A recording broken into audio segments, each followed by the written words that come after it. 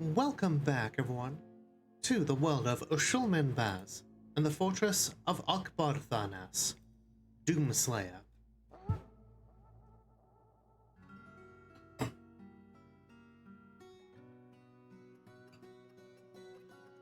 God, yeah, her podcasts are just, like, absolutely unhinged.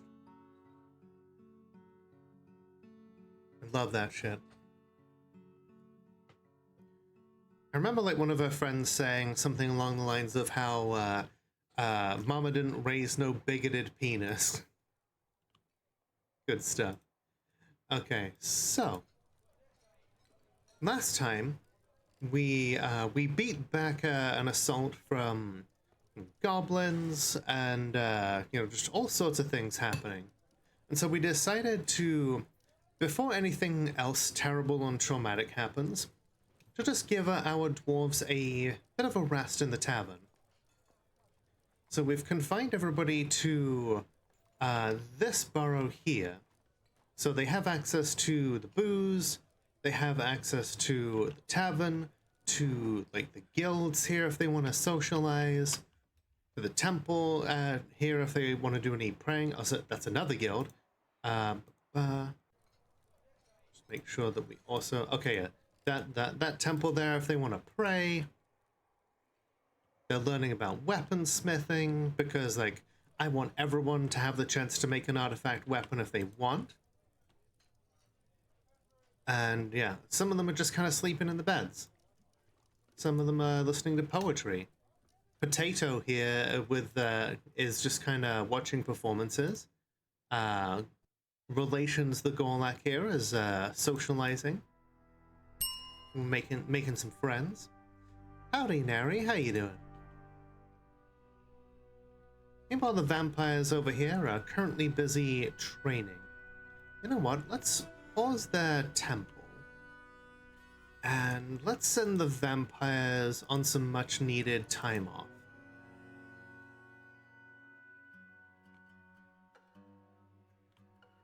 So with the temple paused, they should go to the tavern to socialize. And then if we've got one of the vampires here, they should start feeding booze to the others. Fate Longname, hello Lola, how you doing? Thank you so much for the raid. For those who don't know me, my name is Lola, the world's only Molotov cocktail VTuber. I checked, and today we are playing some Dwarf Fortress. How goes it? Just helped Lexi record a video, has the fortress. We just got back into it. Everyone's got some much needed time off. Like fish shark marketing because over the course of it, you can see her becoming more and more anti-capitalist. Oh yeah, absolutely. What were you streaming today? With some Undertale, classic. I hope it was a good time. Is it your first time playing it? I know a lot of people have been really getting into it. What with Deltarune's new chapter having come out. Let's see.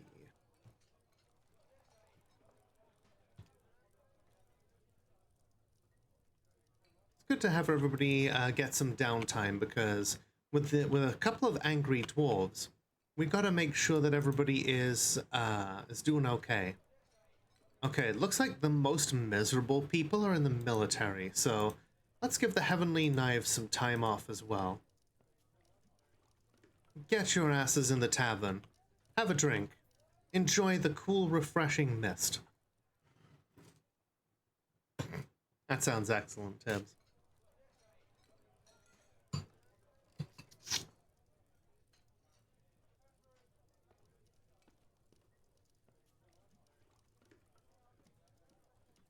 I really like how everyone's wearing masks now, just because it's the kind of thing that they can use and they can wear. So they're just like, yeah, I'll wear that. It's basically the same as a helmet, but it's designed for civilian use. So, and because dwarves want to acquire objects that they don't have spaces for, it's natural that dwarves will want to pick up masks. So I actually unlocked the recipe for all dwarves to for all dwarves to, well, for this civilization to be able to craft masks. Oh, gotcha, yeah. I took a moment to have a little ice cream. Cloud of devilish gloom has drifted by. Yeah, that's been having some randomized effects. The whole fortress is a masquerade, yes. And I've also given them access to head veils. Something that I think is, you know, that way the full face is covered when the devilish gloom is out. Does it help? Probably not. But it's, you know, I feel like it's something that the dwarves would start doing in reaction to the gloom. Plus, it lets them, you know, hide their necks in the vain hope that perhaps the vampires will not react. Hi, Kimmy, how you doing? A human caravan from Kishuman has arrived. Your status as a minor land has attracted a bit more trade than usual. Overall, trade sentiments are good. Okay, so time to undo the borrow, and let's get the heavenly knives back into training. Once they're equipped, we'll send them out to guard the caravan, because who knows what kind of zombies and shit are going to be out there. Someone get on those bolt throwers. If we lose another trade caravan to fucking zombie blue jays, I will be pissed. Oh, thank you, Archangel. I appreciate that. An opossum head is fighting with a kitten. Aha. That sure is a phrase that I just said. Alright, folks. Dwarves, get putting those trade goods out there. We want to impress these humans. Why? Because humans bring grizzly bears.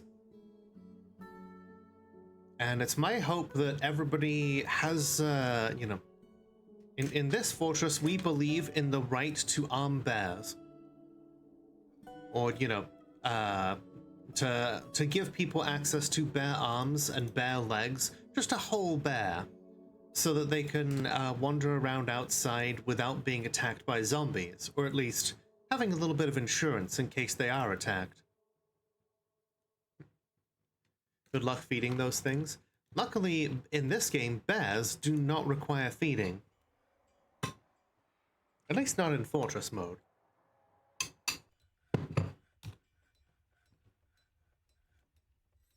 What are we fighting? That possum head keeps getting back up. Okay. The military arm up. Okay, they're in the process of arming up. We've got the Armor Smiths Guild is getting nicely decorated with statues of different exotic metals and gem windows. Some different tables of and chairs of various different metals. And this is Transfem's quarters because she is the Baroness.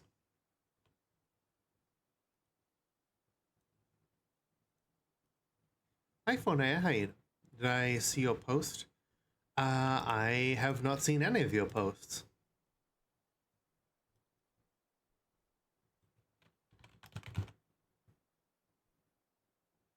Blue Sky is very hit and miss for me.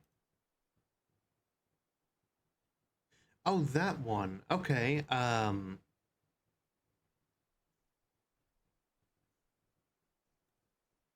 Yeah, that is one that I feel like warrants explanation. I'm not quite sure what the context is behind that. Gotta love vibe coding. Mm-hmm.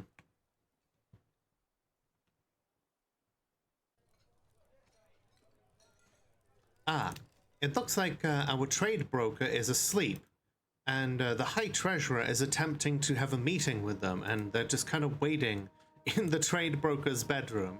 Just like, yeah, I'll just kind of be here when you when you wake up. I love that.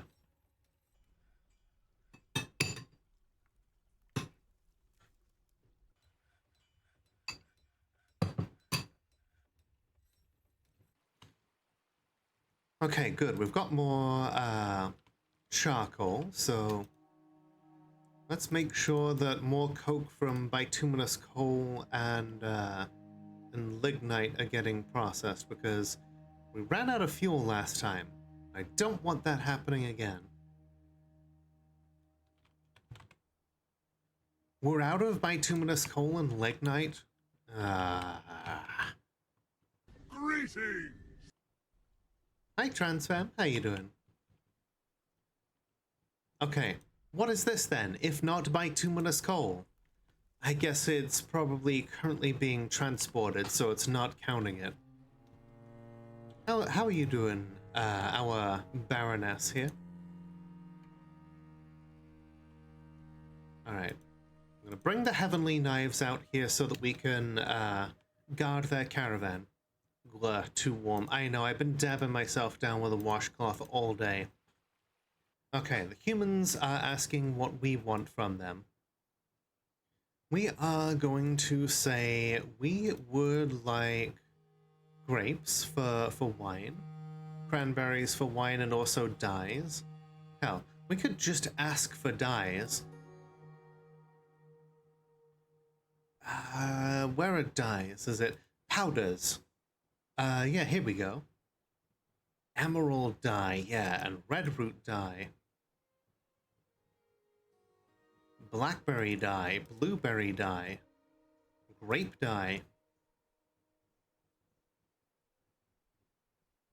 pine bark dye. Let's go guard the caravan. I swear I'm normal. Can be trusted around humans' exposed necks. We're... It's not the humans' necks I'm worried about, because the humans would not fall asleep here. Okay, we want both male and female grizzly bears. Normally we could potentially buy elephants from them, I think. Actually, this civilization does not seem to have elephants. But yeah, I don't like elephants for a litany of reasons. The biggest reason of which being they're too they're too costly for what they are. They're huge. Sure, they are terrifying combatants, but they do require grazing, which means that you need a shitload of grass to keep those things fed.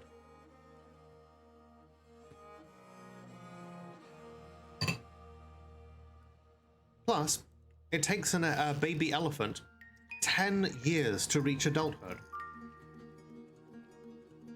The bane of boat murdered. Oh yeah, by the way, Minkus? I know I told Tara earlier, but last time you were unfortunately bitten by a were-bison. So, we're going to dig you out some, somewhere to kind of spend your days. Like a, maybe a, we'll try and make sure you can live as comfortably as possible. Maybe make you some facilities to, to run around in. But there is no undoing the curse. Wait a second, 2 children? Terra the Esper of Doomslayer has given birth to a boy. Well, you may not have, you may not be able to see your wife again, but you did give her someone to remember you by. That happened literally now. Okay, so she must have been pregnant before you were bitten by a were-bison. Okay, you know what? Poggers.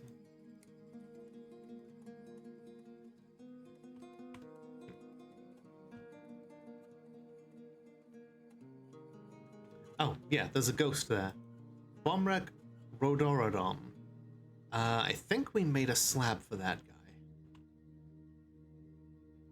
Okay, let's get that put up here. There we go. Amontillado. Yep.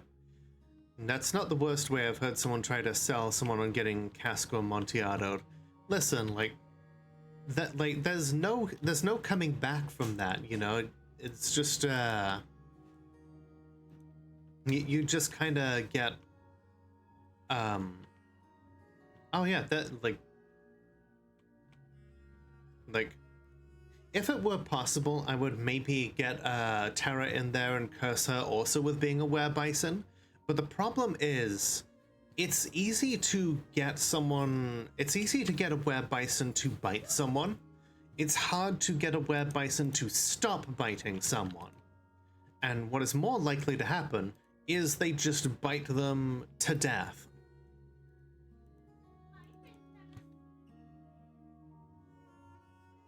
Okay, Minka's transformed back into a dwarf. Okay, what do you got to trade?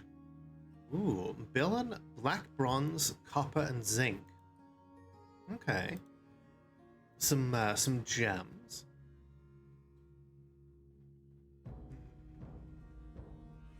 I got some flasks for the military. Some musical instruments. You never know who could play any of those. Got a couple of the cages. I don't need anything that's in the cages.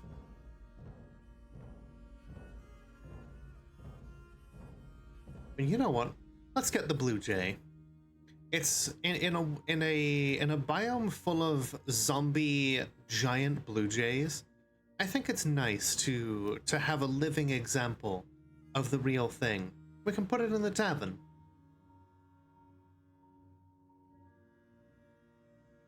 Some different picks here. Because his son will grow up never knowing his father. Maybe. Or maybe not. I think there's a way around it. And I actually, I've been looking at the Dwarf Fortress Discord, and I've been asking around some very pointed questions.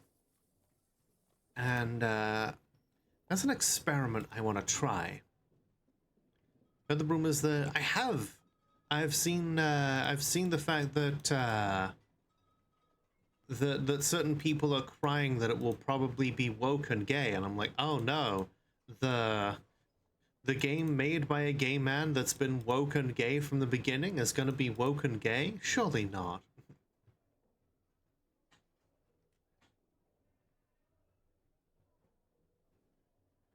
Okay. Whatever experiment it is, you give consent to try it. Wonderful. Don't worry. I don't believe it will hurt you. In fact, hurting you is not the aim. Strawberries, blackberries, cranberries. Okay, they are bringing the good shit. They're bringing some trousers, some braids, some cheese. You know, we'll get some kangaroo cheese. These humans know how to make some fantastic stuff, don't they? Ooh, some books. We can add those to our library. Alright. In return, here, have some of our cool masks. They, like... Cherry Cokes has been pumping out those masks like there's no tomorrow. Because for a lot of us, there may not be. And for others of us, there will be an eternity. Underground. As a vampire, so eat, drink, and make merry. For one day, you may not be able to eat or drink at all. Well, except for blood or alcohol if it's being force-fed to you. Have this fine goblet made of lead. There's currently no mechanics for lead poisoning in the game, so you're welcome to it. Can't be excited for when Microsoft forced them to cancel all their projects. Yeah, it is very much kind of bullshit there, and all of the layoffs as well. Microsoft really do just, they're just out there being actively evil.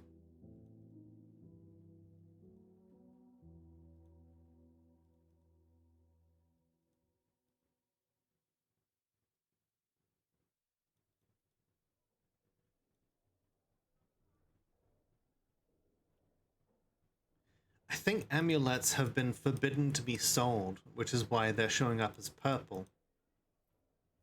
Which is very inconsiderate of Transfem.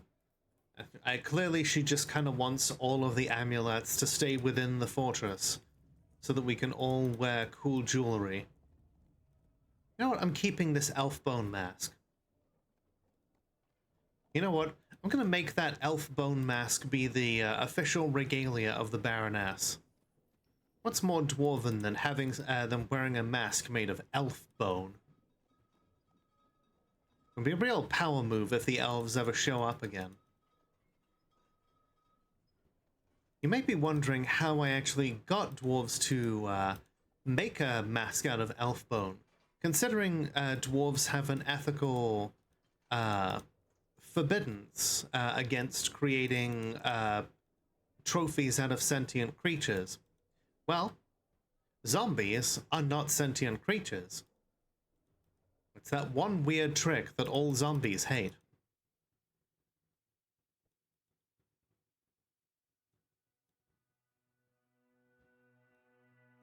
Like, why do you have so many giant blue jay bone crafts?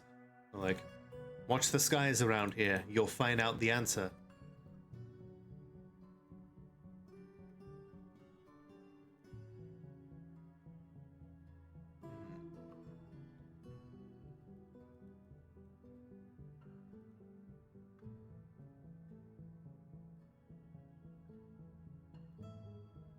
Another elf bone mask. We'll keep that one.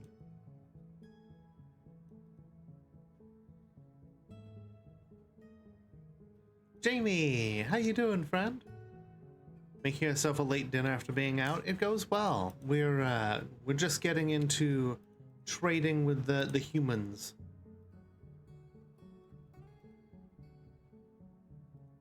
We have found that we have a number of masks made out of elf bone.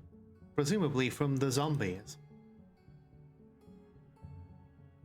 Yeah, I am warm, but I'm okay, you know?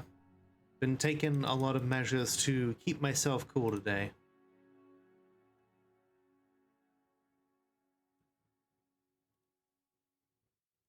There's a lot of very basic crafts in here, which is kind of a side effect of letting dwarves make whatever they want when they're bored. But that's okay. You know, dwarves should be able to craft when they want.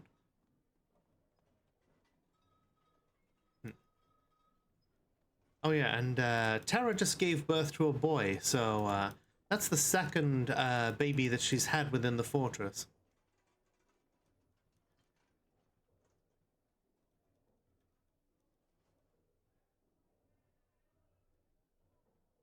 GG, Tara, hell yeah.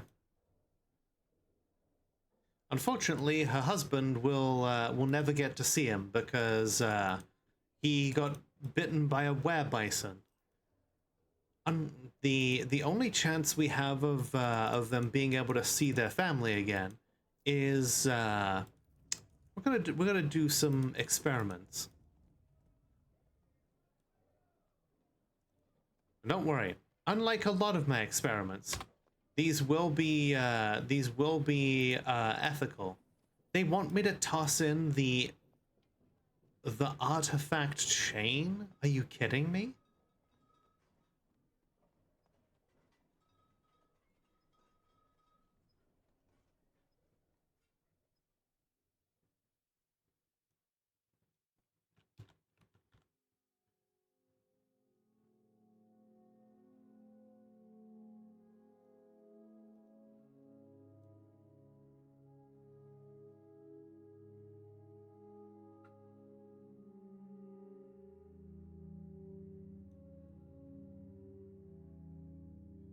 It's not a curse, it's an allegory for old aristocracy in a time of the Industrial Revolution. That reminds me of, I forget who it was who said it, but if Dracula were made today, Dracula wouldn't live in an old crumbling castle. They would live in an abandoned shopping mall. Just an artifact, a remnant of past glories that have now like turned into a a crumbling edifice that are no longer representative of the glory that it once portrayed. And I'm like, you know, that's pretty on point.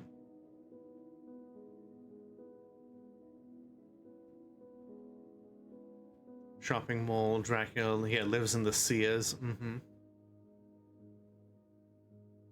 It's like, yeah, this used to be such a thriving place where everyone would come to grab a bite. Yeah, mall goth Dracula. Except he's like old enough to have been there from the start of the Sears, and so he doesn't even know that Hot Topic exists because he doesn't care like who comes in to rent the place. Just all he cares is that they pay the money.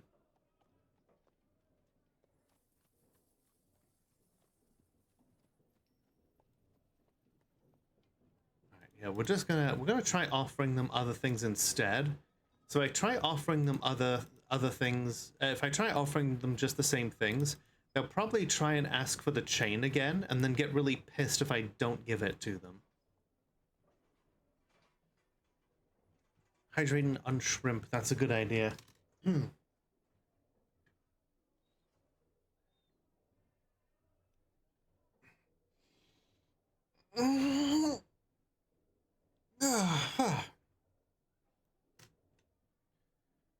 Okay.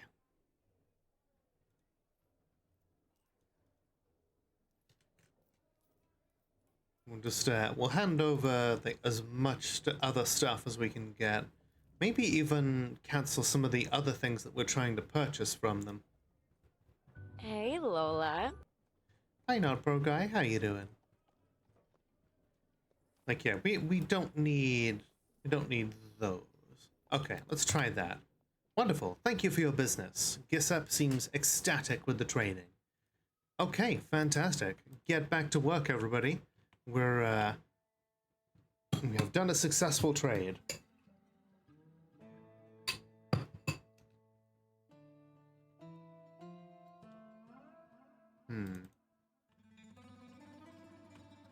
Go, Onion! I need to everyone's collect just like the tools. throwing up at the sight of the sun, and honestly, who can blame them right now? The hateful, hateful sun. Ah.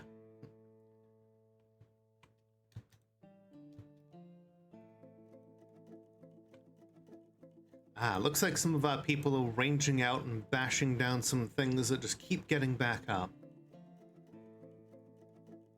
Between the eggs and the onion joke, you think you've clocked an H-Bomb Guy fan. What gave it away? Yeah, thank you for the delicious egg. Giant gray squirrel again? Oh my god, okay.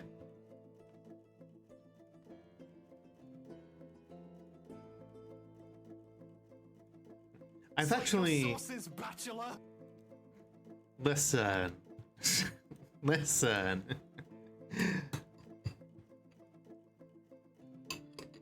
Can't wait for the one video I eat. I know, right? It's like that meme of like, when the world needed him the most, he disappeared.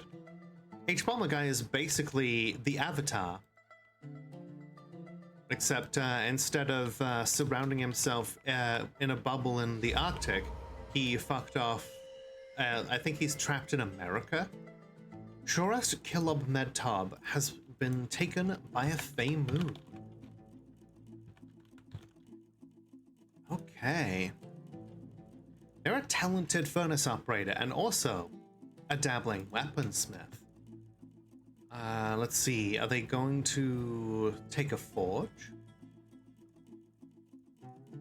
Surprisingly, maybe not. Oh, no, wait, there is a forge here. Oh, okay, nope, they took a craftsdwarf workshop. Okay. Let's see what they end up making. Okay, so this is going to be part of the experiment here. Bars. This vampire is currently stuck in attend meeting, and I cannot let the vampires out to attend a meeting because they'll probably then go and Capri Sun everybody else.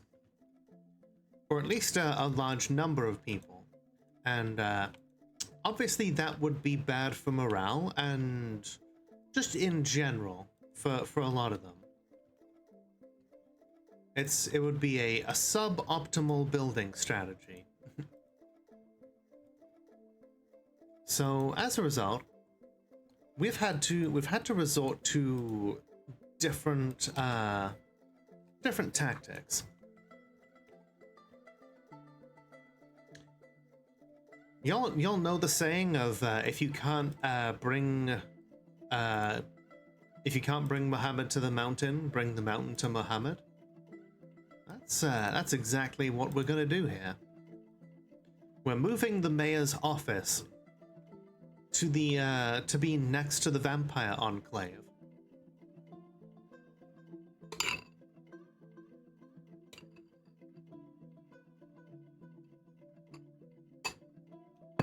It's my hope that with these bars in place, the mayor and the vampire will be able to see each other through the bars and communicate socially.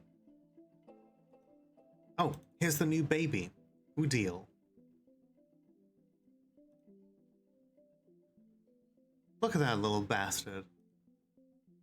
Utterly fearless when confronted with danger to the point of lacking common sense.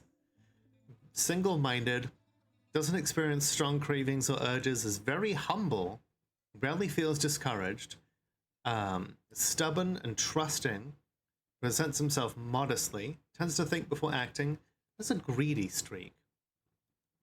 Okay.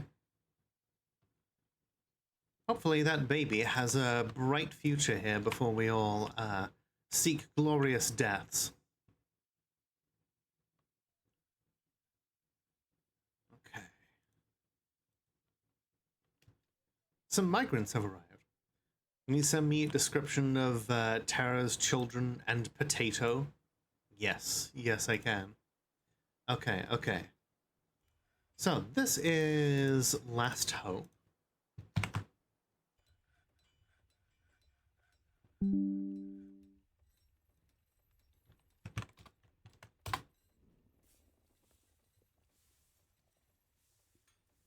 Tara's over here wearing a mask, but still.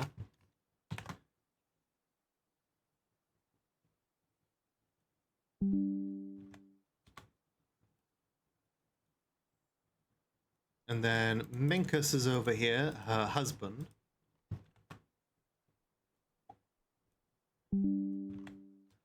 And then the new baby, Udil. And I love that every child in this game looks like they've gotten away with murder.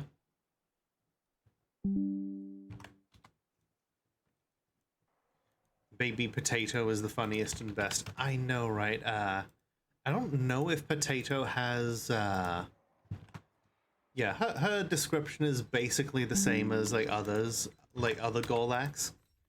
But, like, look at that little potato. Want to name the second one, since you won't get to ever see him?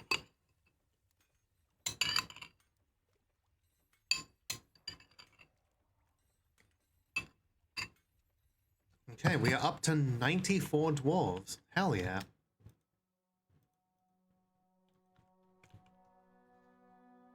Okay, we've got, oh. So ever since I added masks and head veils into the recipes for this civilization, dwarves can actually enter the map wearing them. Clearly, you know, I like to think that's because the fashion has spread outside of our, you know, humble death fortress here. But isn't that cool? Take note of that, chat. I love when stuff like that happens.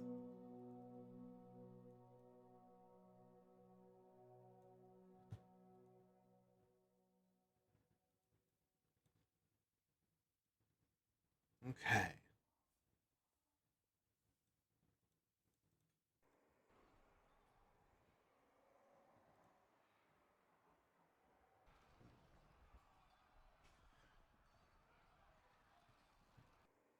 Some gray leather. Honestly, yeah, like Fashion Fortress is the end game. Having well-dyed clothing is a great way to help with positive thoughts. Okay, platinum bars.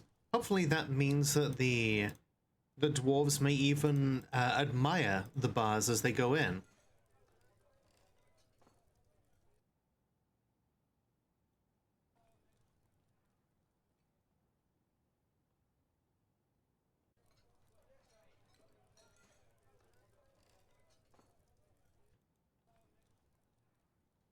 Actually, totally right when they told you to prioritize clothing, right? Oh yeah, transfer. Let's see if we can prioritize an elf bone mask for you.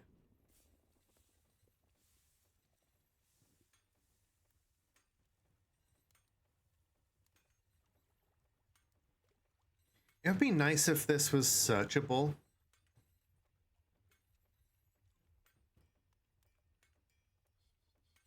That's a steel mask.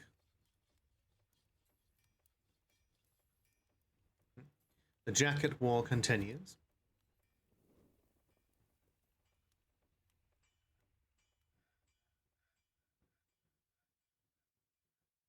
I see a lot of iron masks. Honestly, the dwarf in the iron mask is a fun concept, but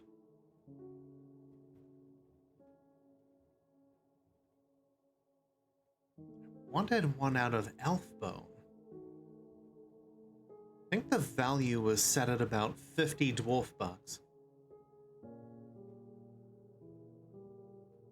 Put it on, especially see if I had commented on that. We do love the ongoing jacket war here.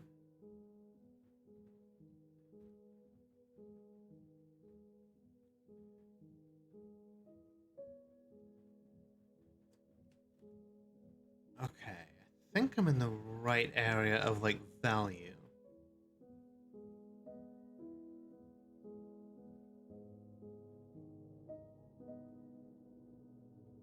So, elf bone mask. There we go. Cool. Our Baron is required to wear the elf bone mask. Playing both sides, damn it, 8 minutes. Yep, it's not something that you can just keep doing. Oh shit, something happened. Looks like we had an agitated possum.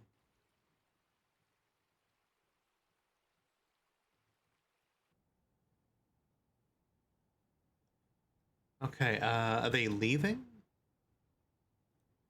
Merchants will be leaving soon. Okay, okay.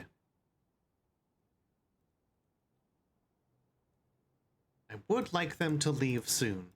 More for their own safety than, you know, because we're... Oh.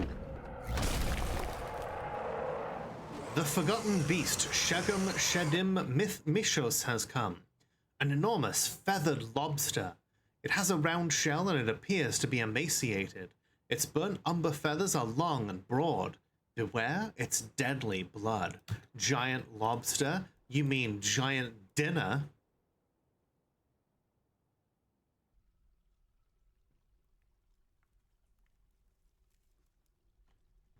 Right, hang on.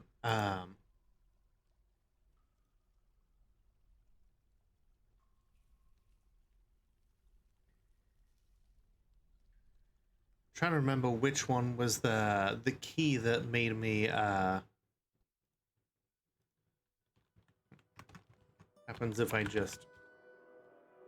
Okay, no, for some reason that's not triggering. Okay.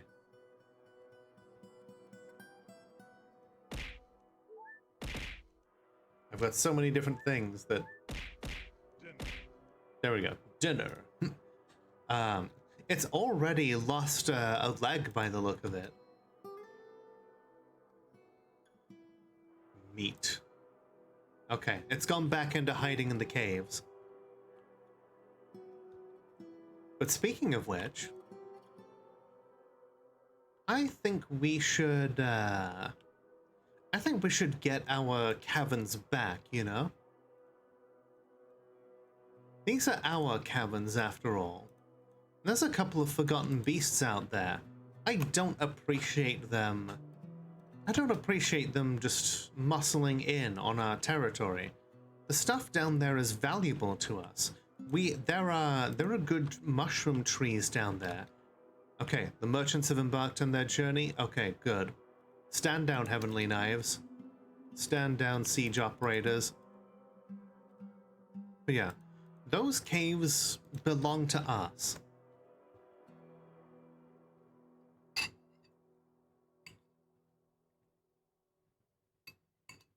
I will not stand for having forgotten beasts stop us from getting in there. We have a visitor.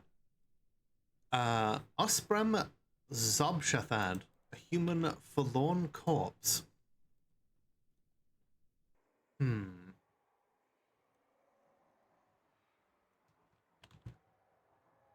Let's have them interviewed. Oh. The guy who tantrumed earlier, well, not tantrumed, but fell into depression is now dead. They just kind of stopped wanting to eat or drink, so oh well. We're gonna lock them in the guild until they get back up as a zombie, because they're gonna.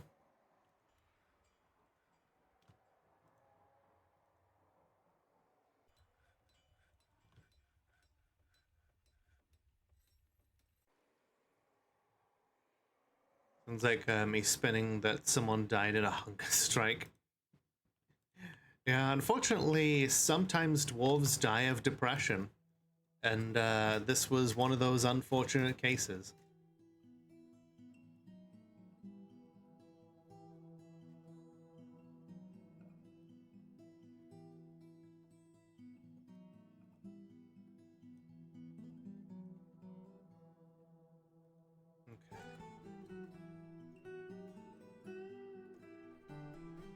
I think the next time the goblins attempt to attack us here, we should probably have some defenses set up.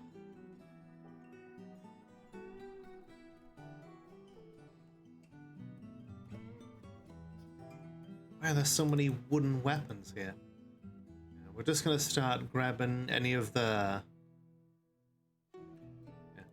some of the different weapons here that our besiegers have bequeathed us. Did you hear about a woman who just withered away and died when her husband did? Yeah. That does happen sometimes, just they kind of give up.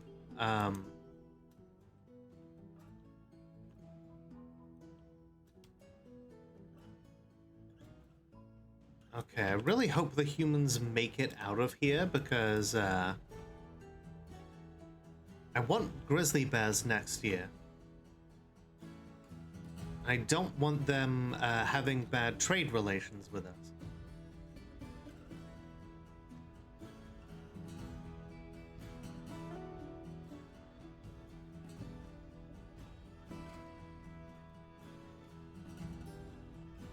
Meanwhile, you might wonder why I'm expanding this particular area. It's because I want more windmills. I want more windmills because I want more power. I want more power because I want to extend the mist generator to the vampires. And also, to try something really daring, something I've never done before. But I'll need to do some research on that first. So, this is a gypsum figurine of dwarves. All crafts dwarf is of the highest quality. The item is a masterfully designed image of dwarves in gypsum by Shurast Kilobmentom. The dwarves are traveling. The artwork relates to the foundation of Doomslayer by the Doom of Figures. of the avalanche of figures in the early spring of 612 is encircled with bands of grizzly bear leather and radiant cut blue jades. This item is adorned with hanging rings of gypsum and menaces with spikes of minotaur bone. Holy shit.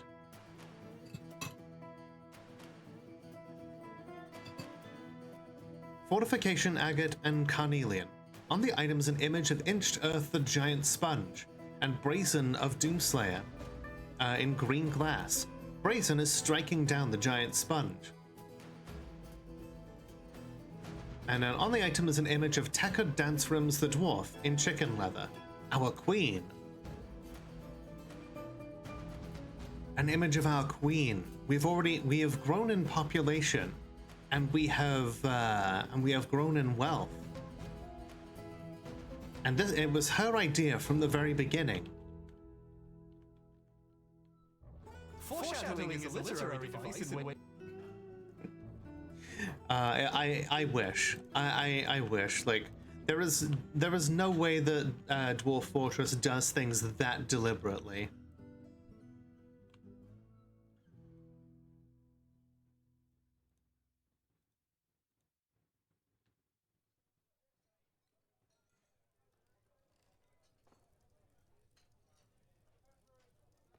Okay, we're gonna prioritize building this office out.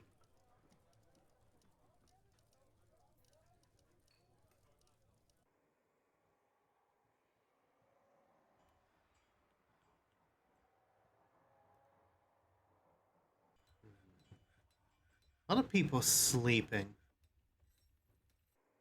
Y'all should be lucky that you can sleep, you know, on account of the fact that, you know, the vampires are not able to get out to drink all of you.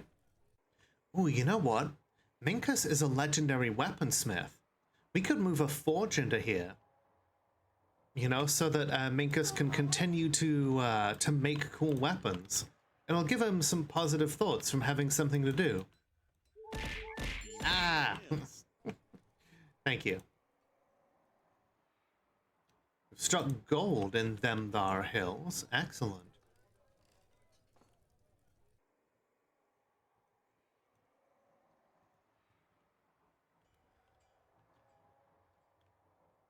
Okay, we're making jugs. Jugs are useful because then we can press honeycomb into them.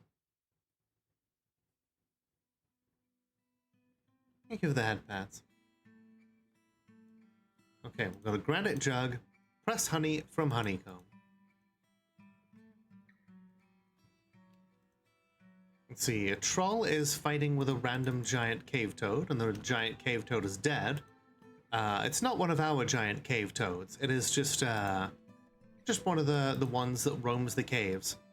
And the corpse is not mangled, so that thing's gonna get back up as a zombie. Okay, okay. Here we go. We've got a whole bunch of dwarves manning the bolt throwers in here. And there's a reason for that. I'm unlocking the doors to the caverns. Because there's a couple of forgotten beasts out there. And I want those forgotten beasts to come in here. Whoa, okay. There's the lobster. Who's hungry, everyone? Brrr. Okay, shit.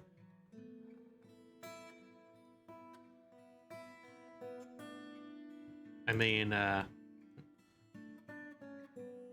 sure if Cherry Cokes was here that she would want me to just quickly... Okay. Now we lock the doors so that it cannot get out. And then we just shoot it until it's dead.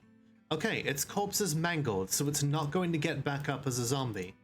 Which honestly kind of makes sense for a lobster because it has much fewer things in the way of bones and organs, so... Okay.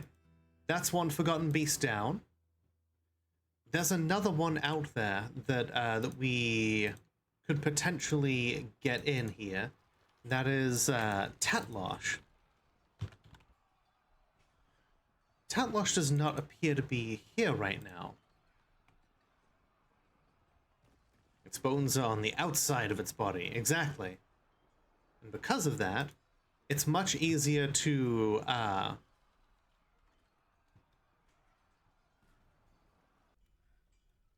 it's much easier for it to be butchered. Or it's much easier to be killed because not a whole lot protecting its organs once you puncture the exoskeleton. Okay. Now we've got someone coming to butcher it. Let's get some lobster.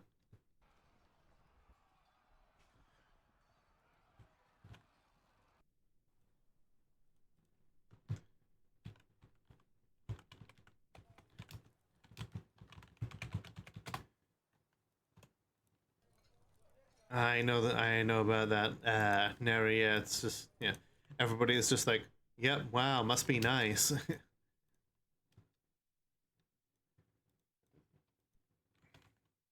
Oh shit, Tatlosh is back.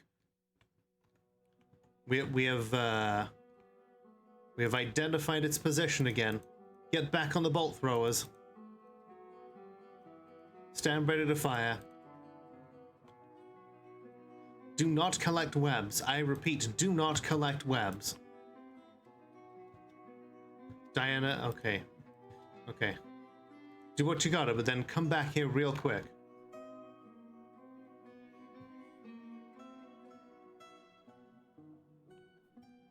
Okay, okay. Assign everyone to the burrow, except for anyone who is a vampire. And anyone who is a siege engineer or siege operator. Actually, okay, we won't activate the burrow just yet. We're going to keep an eye on Tatlosh and see if we can identify where they are. Okay. So jumping around on top of the mushroom trees. Holy shit, yeah, look at it just leaping from cavern wall to cavern wall across the trees. Hopefully it will recognize that it can get into the fortress now. Transformers ended a mandate.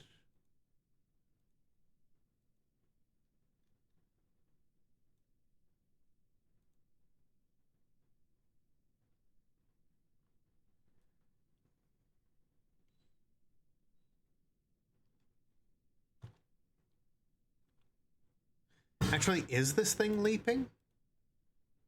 Okay, no, it has thin wings of stretched skin. Okay. That's what it's flying. Okay, okay.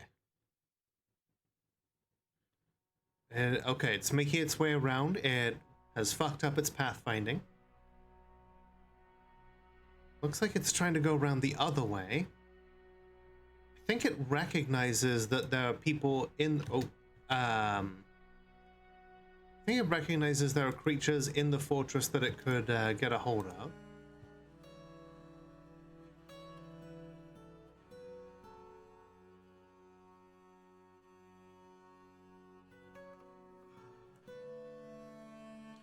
We're just going to get monthly messages about how Minkus has transformed back into a dwarf.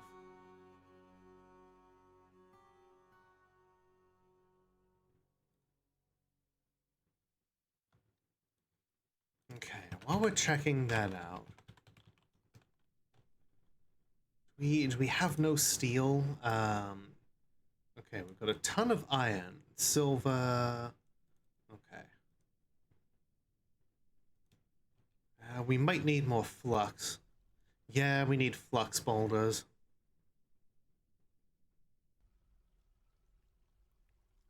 Okay. Mr. Forgotten Beast, if that is your real name, could you please make your way down here? I would dearly like it if you could just make your way into my little machine gun nest. The Tall Roses want to reside here to entertain people? Sure, we need more people to entertain. Like, it is imperative that we keep morale high.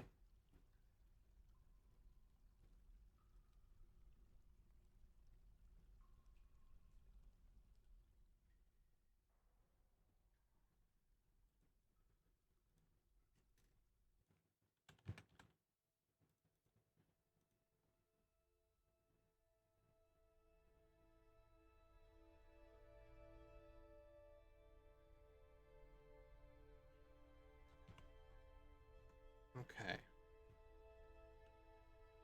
I don't get it. I don't get why why it's not coming in.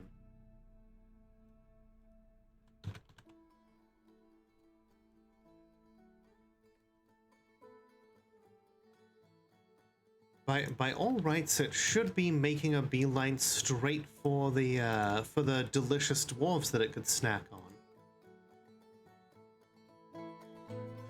Oh, okay. I think it's finding its way down now.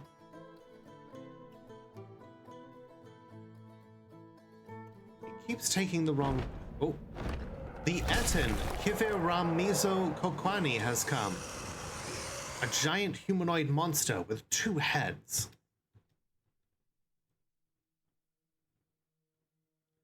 Okay, you know what? Yeah, we're just gonna pop it in here. Okay, now it gets the message. Okay, lock the door behind it.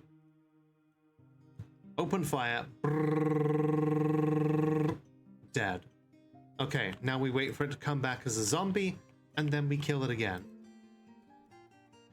Alright, where's this Etin?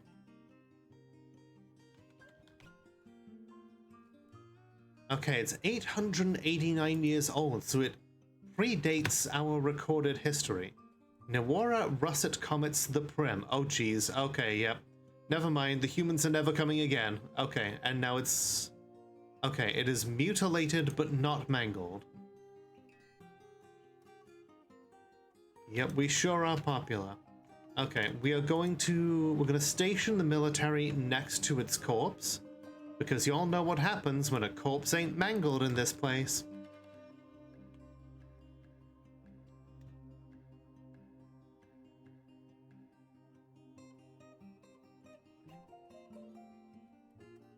Jacobs was on the siege corps here, just absolutely shredding this thing.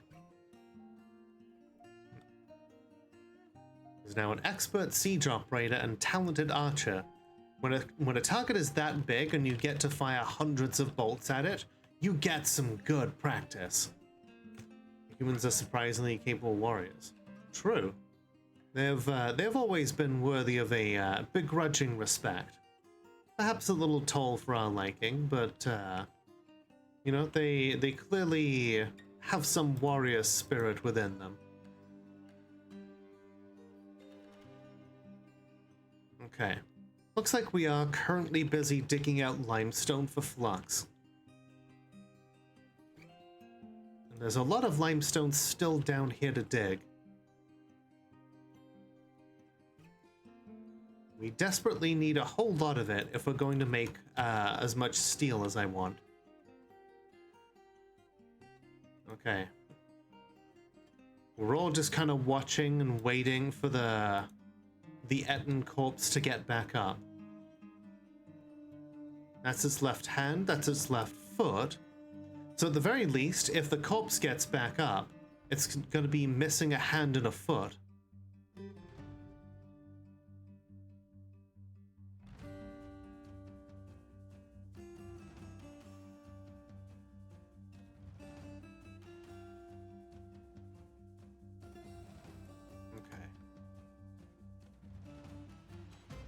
Me looking back and forth between the 2 potential corpses about to get back up.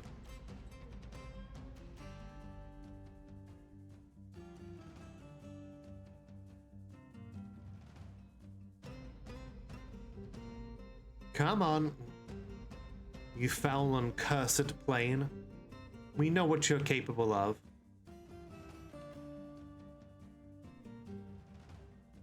Bring this damned thing back to life.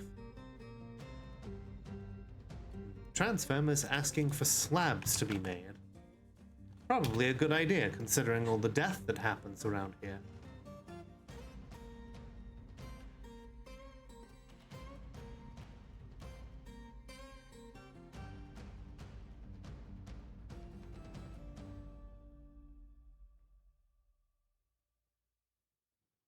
Whoop, there it is. A zombie Etten. It's got a steel spear in its inventory, stuck in left head.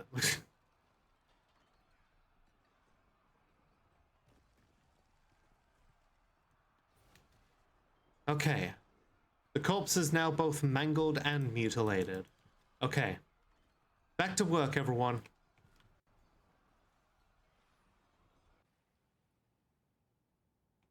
You know what? Let's make a statue of it.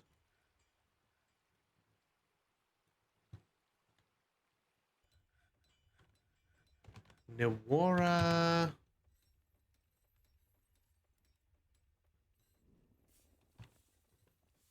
Russet Comet's the Prem. She's one of the first of her kind, associated with strength and speech. She was a strong foe indeed. Ah, okay. We need more stone. Let's carve out some of this.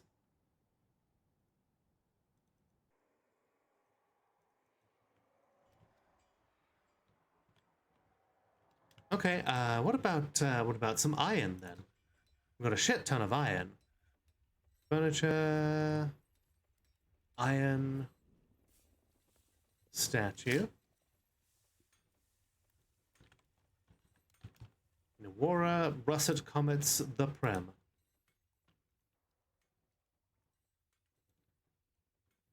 The hobbits. They'll surprise you. That's true. It's like you can learn all there is to know about them in 100 years, and yet it'll still surprise you. Okay, the Forgotten Beast is back up. We are just emptying hundreds of bolts into it. Okay, now it is both mangled and mutilated. All right, folks, we have 2 Forgotten Beasts to make good use of. 465 units of Forgotten Beast meat. Okay.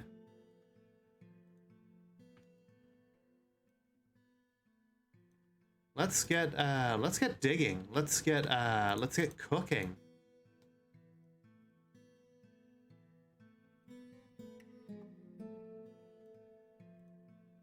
All right, so with that little triumph, we can open the caverns back up. And I need to take a bio break here. So everybody get up, stretch your legs, grab a drink, do whatever it is you need to do, and we will be right back. All right, everybody, we're back. Where? Hi, Reki, how you doing? What happened? We played some Dwarf Fortress. How you doing? Illegal? Too bad. Watch me break laws.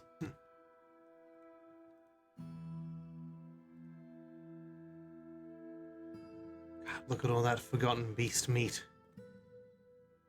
You're loafing. Good loaf. Oh shit, zombie troglodyte. Well, it's just an arm. That's a zombie Draltha. Okay, okay. Looks like we let's get the military down here. Okay, bonk.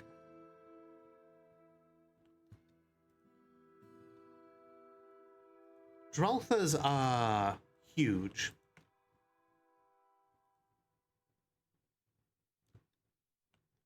They may not be much in the way of a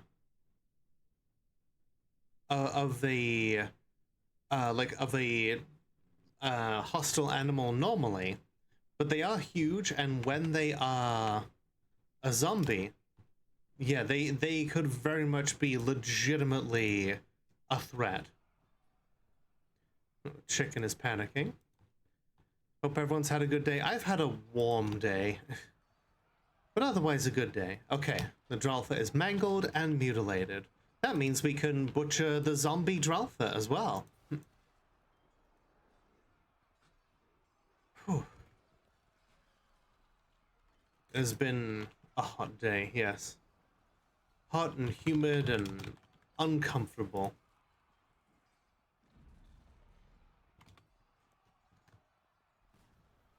Okay.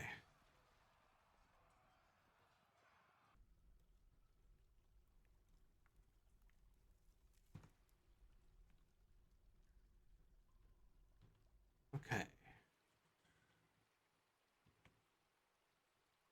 I've assigned our dwarves a lot to do, so I don't blame them for being out here not doing a lot of these tasks.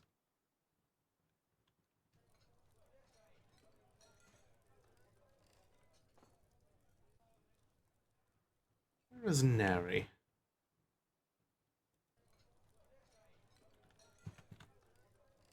Ah, she is currently in the tavern, talking about the amount of practice that goes into mastering a skill is so impressive. Ah, it's working! Look at all of these positive thoughts. Okay, so she wants to practice a craft, but it's not bothering her. She is lonely about being away from family, even though she has no family. Was worried about the lack of decent meals, but you know, she cannot eat meals, so that's a kind of a problem. But she was delighted after watching a performance, satisfied upon improving speaking, felt enjoyment while performing, and felt euphoric due to inebriation.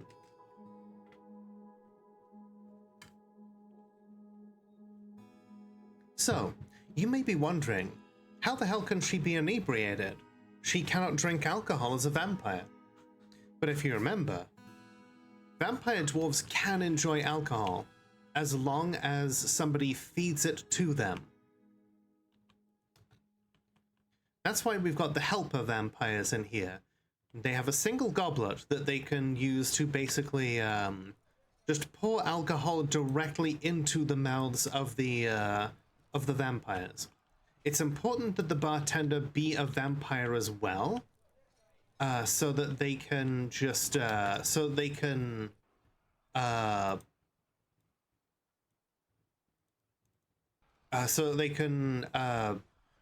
they don't end up getting drain dried themselves. Okay, someone please butcher up the rest of these things. Greetings! Hi Sid, how you doing? Good to see you. Okay, looks like the Forgotten Beast's leather is being tanned up here. Perfect. We've got Forgotten Beast tallow roast. It is made with emu tallow, giant gray squirrel tallow, unicorn tallow, and Forgotten Beast tallow. So it's a massive mound of tallow that's made from all of the zombified creatures that we've been eating. Excellent.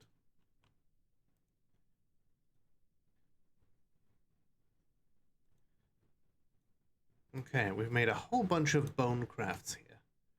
Alright. Dwarves, you may begin cutting down the trees here.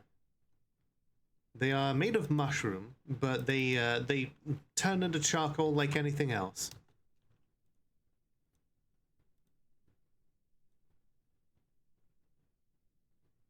Oh.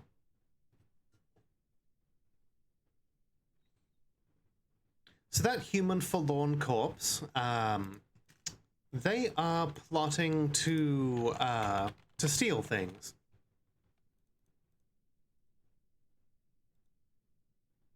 They have, let's see, corrupted Vukar page daggers.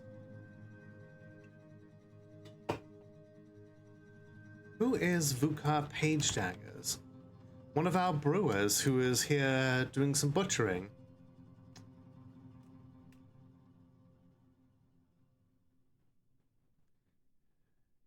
You know, chat.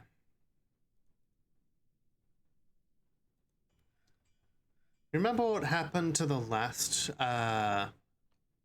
dwarf who dared to to try and steal some of our treasures.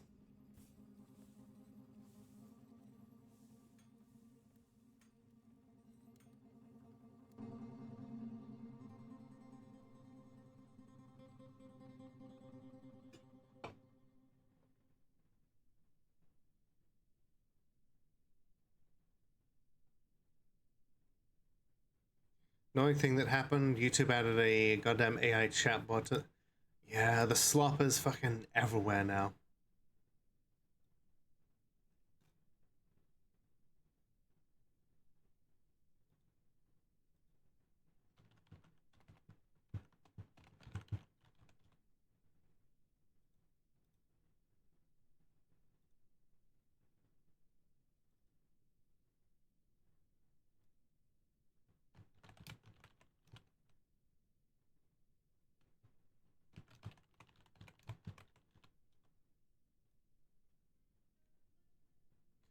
Alright. We're gonna let Vukar finish butchering up this Draltha. And then we have a task for them. Real Lenny is busy rubbing his butt. Excellent. Uvash Kilrudla, the goblin poet, is visiting. If you're familiar with goblin naming conventions, okay, they're already gone. How does one become a dwarf? That's very simple. There is a put me in the game coach redeem that you can have any of the creatures, objects, whatever named after you. Okay. Hi, Chortling Bird. How you doing? Okay, Vukar. We're going to create a new squad. We are going to add Vukar to this squad. Vukar, you have been sentenced to live with the Cursed Bloods. Either you become one of them, or you end up their next meal. And to me, it makes no difference. To the vampires, however, I'm sure they'll have some opinions on which they'd rather. Okay, Reki, so, we've got a few different dwarves here that could use a name.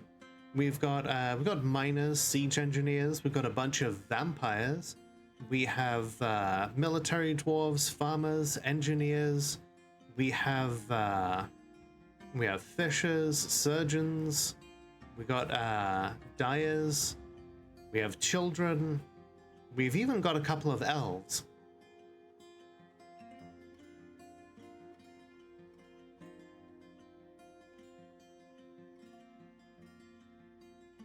Can you be elf? Absolutely. We have an elf dancer who is part of the fortress right now, or our mayor is an elf. We also have another elf performer here.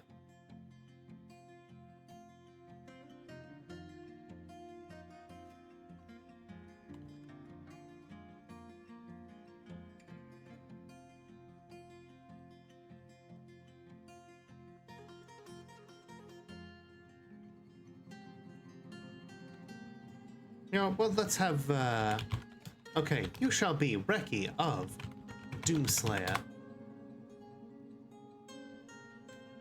Okay, medium-sized creature dedicated to the ruthless protection of nature.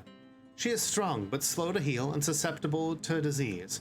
She has what was once a thin frame, now bearing enormous, thick layers of fat. So she's just been eating really well since she got here. Her very long hair is arranged in double braids. Her nose bridge is very convex. She has a scratchy voice. Her aquamarine eyes are narrow. Her ears are somewhat short.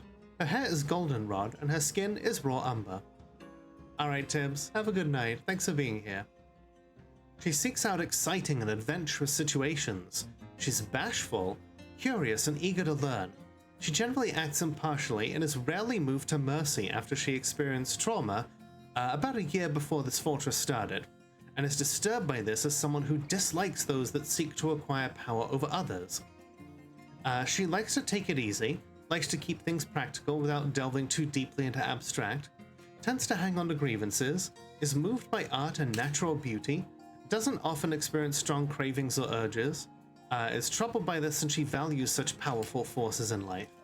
She tends to share her own experiences and thoughts with others. She lowers her eyes and when she's annoyed. Holds nature to be of greater value than most aspects of civilization, truly values merrymaking and parties, family, a harmonious existence, sees competition as reasonably important, and finds those that deny their impulses somewhat stiff. She personally finds the acquisition and use of power abhorrent, and would have all masters toppled, which is funny because she ended up being elected mayor. Values decorum, dignity, and proper behavior, sees sacrifice as wasteful and foolish, and sees guile as cunning and guile as indirect and somewhat worthless. She dreams of seeing the great natural places of the world. She likes chromite, nickel silver, blue diamond, rubber wood, woolly bee mason bee wool, the color gold, tables, amulets, chickens for their scratching, and tapirs for their floppy noses. When possible, she prefers to consume sunberries and mead, and absolutely detests snails. She has some rich taste there. Sunberries don't even grow here. They only grow in very specific biomes. Definitely have her as the mayor, right? Like, I can respect a mayor who absolutely abhors the idea of holding authority over others. Let's make her some more mead. While we're at it, we're going to, oh shit, I forgot about the Heavenly Knives. Nope, you do not need to be stationed here.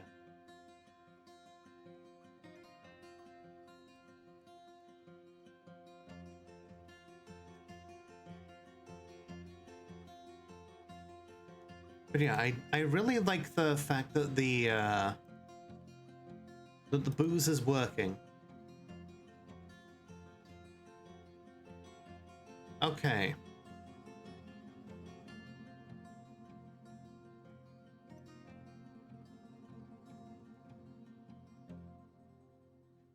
Vuka, you have been condemned to spend your time amongst the Mothram Nazush, those of cursed blood. So, you have a choice. You will either become their next meal, or you will become one of them. It no longer matters to us which you end up doing.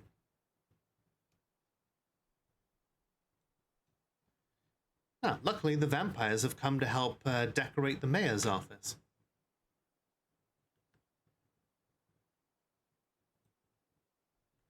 Oh, one of our vampires here has a child in the fortress.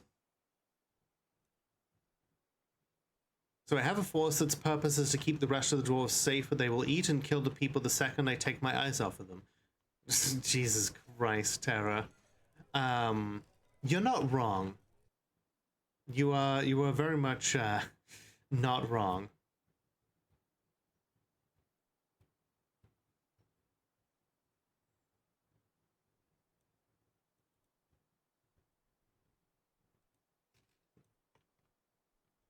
Just put the goblet back in there.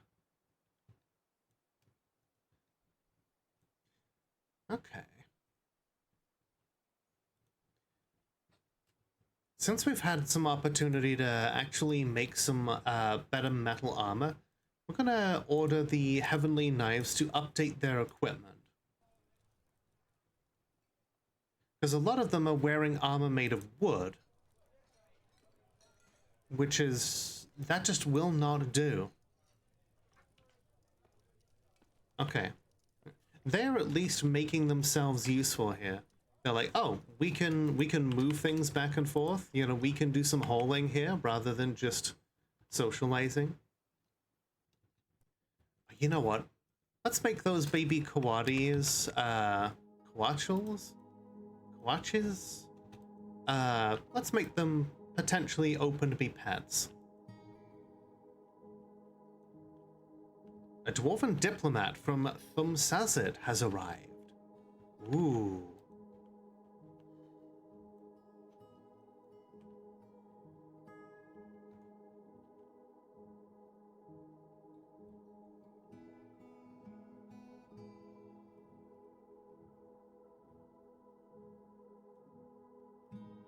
Technically, the blood-sucking vampire dwarves are an improvement. True.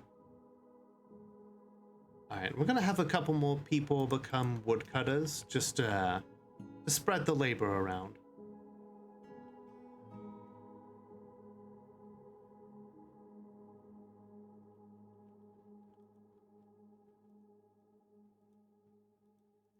Alright.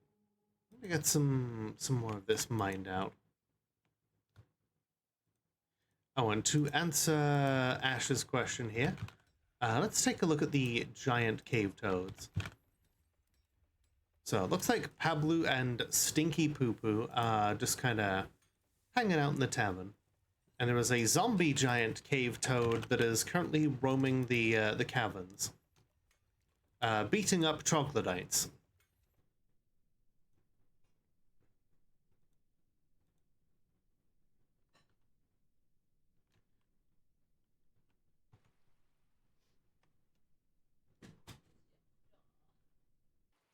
Hey Ari, things are dwarfing very well right now.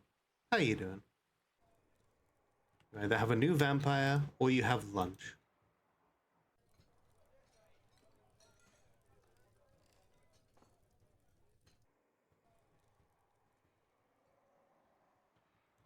Yeah, your office has been newly decorated. Now we need to let's see.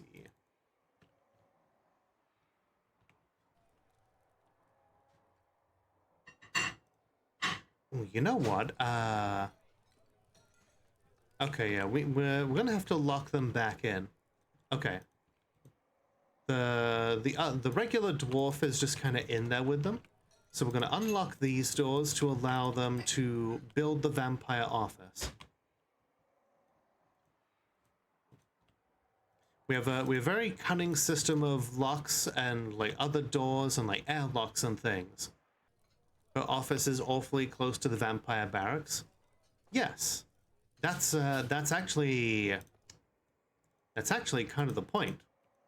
Because we've had one of the vampires who's been stuck on trying to have a meeting. It doesn't look like they're stuck right now.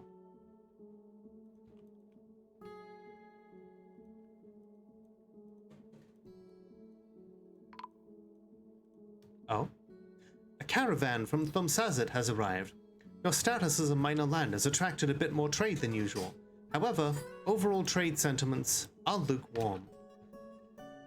Yeah, I know, it's because fucking like zombie creatures keep coming down and interrupting trade and such.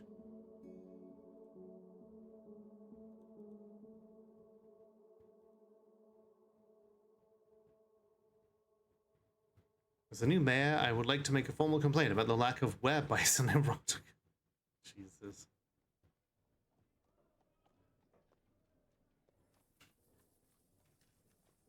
Tara's commitment to the bed at all times.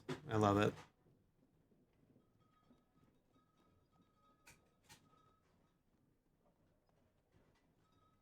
Okay, we've got some goods already here at the trade depot, but we could use more. Bring up the finished goods. We must impress the mountain home.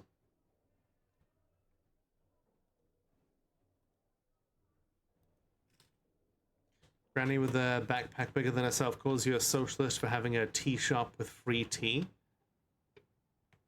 Based?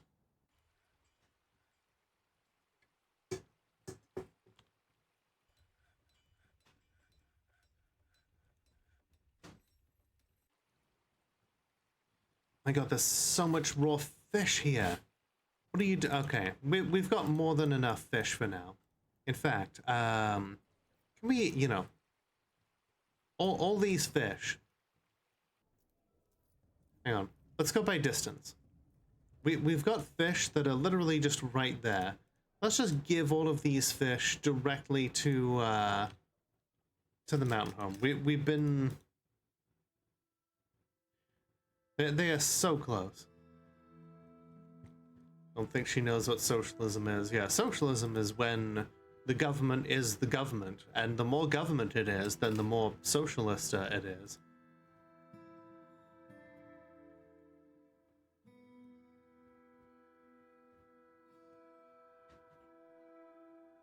When the government is fully socialist, then that's communism or something.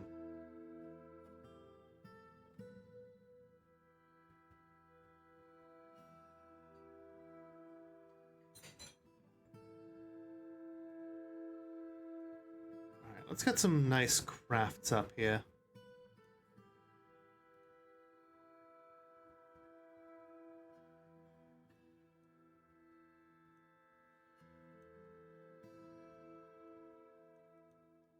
Here we go.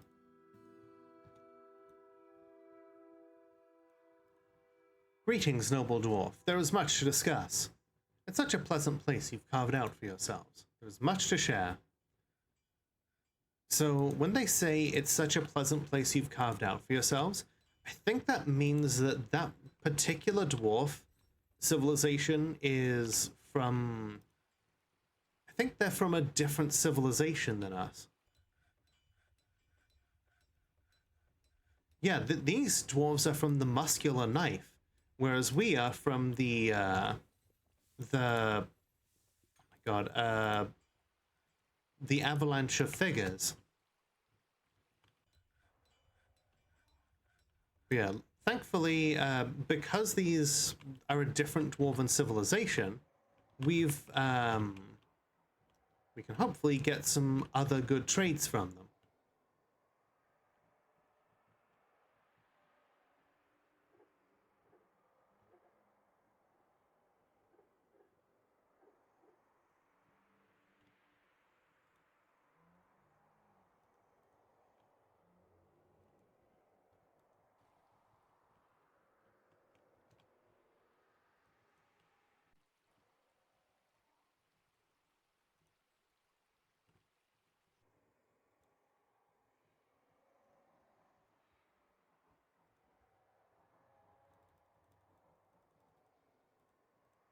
One of your favorite Monty Python bits is from Holy Grail, and they come across a castle that doesn't have a lord, but the peasants, yeah, they've got an autonomous collective. Okay, here we go. So, Reki, we've got some good thrones on offer here. We've got some made of jet or claystone. There's one of petrified wood. There's some made of bauxite. There's even one made of rock salt. Do you have a preference as to what kind of throne you want as in your capacity as mayor?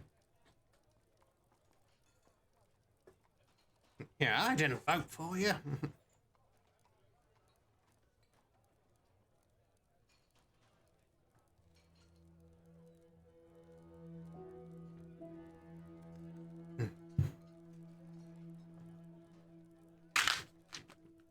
So come and see the violence inherent in the system. Help, help, I'm being repressed. Yeah, I knew that shit off by heart.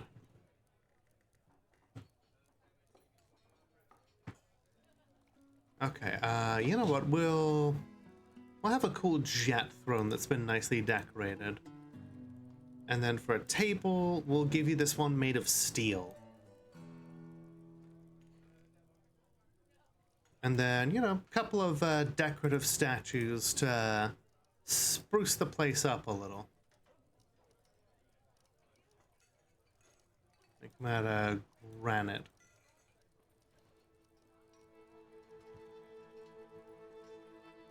Oh, Transfemme also wants a fine pewter statue in her throne room or office. Well, luckily, we have exactly the kind of thing that she wants. Find Peter's statue. Put that in before she starts ordering more people to die. Everyone's busy getting stuff to the trade depot. Okay. Greetings from our mountain halls to yours. Let us strengthen our bonds and trade. Ooh, they've got lapis lazuli, fire opals, resin opals, cherry opals. Hi Mari, how you doing?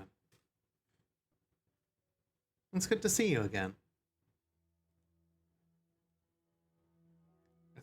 Let's buy those instruments. Buy a couple of cages for our cage traps. They've got a cave dragon! I've got to get that cave dragon.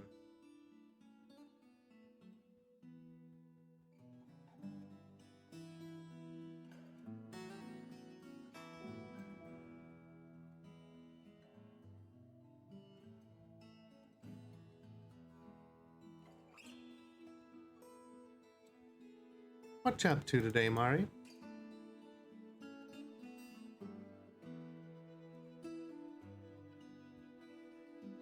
We're out here just like, okay, we will give you all of our tattered clothing, all of the stuff that we have taken from our enemies.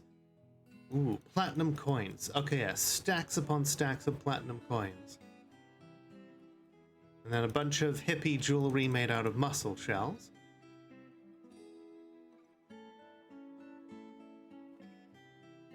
All of our dwarves' arts and crafts projects, and also some of the really good shit.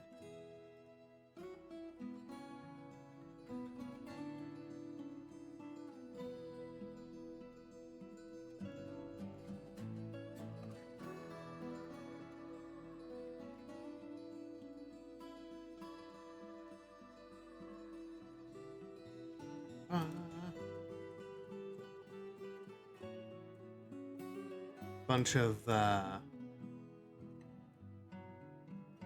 of copper and silver crafts. All of the tattered clothing that was salvaged from our enemies. Some trousers made out of troll fur. Yeah, in goblin culture, trolls are basically big dumb sheep that are also battering rams.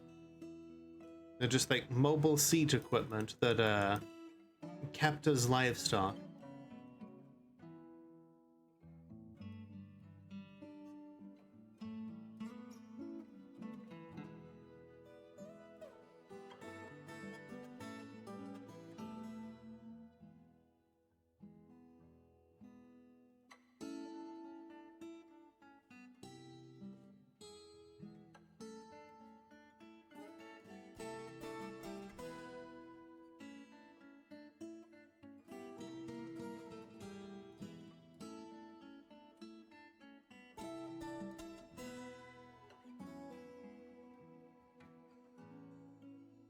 Man, we haven't even managed to make it down to any of the other stuff yet. We are truly we're a well-off society.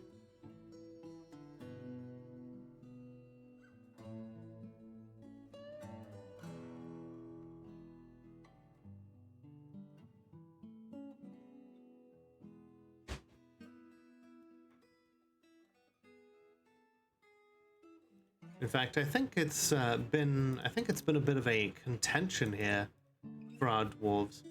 After all, we came here to seek a glorious death, and then we pivoted somewhat to combat the evils of this place. After all, if we just dig straight down to the underworld and kept going until we break through and ended everything, wouldn't exactly be very glorious now, would it? No, we've got to do some more worthy things. We have to slay more evil creatures of this world before cracking open the underworld. We have to show that we can go to the afterlife and vanish into history, having made the realm of enchanting a safer place.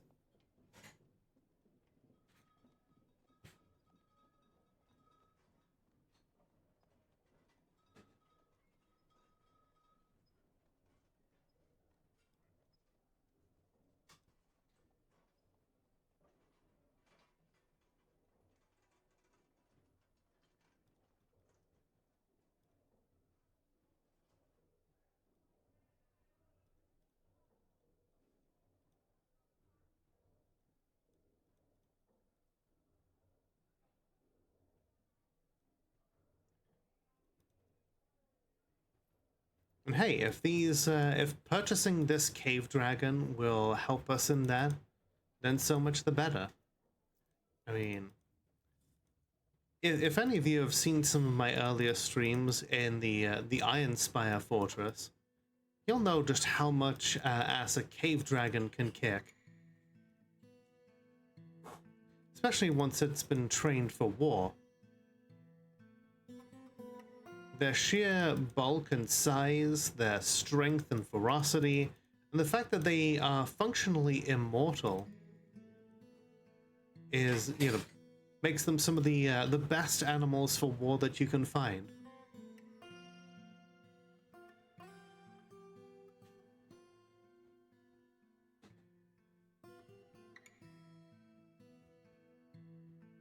Let's see. Let's get a couple of pickaxes while we're here. Steel breastplate. Not as good as the stuff we can make, but still serviceable. They brought some dyes with them. Cool.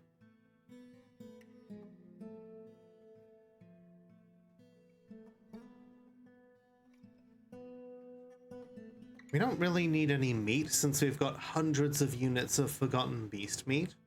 We'll take the leaves there, the fruit, for some drinks. The suspicious dwarven cheese.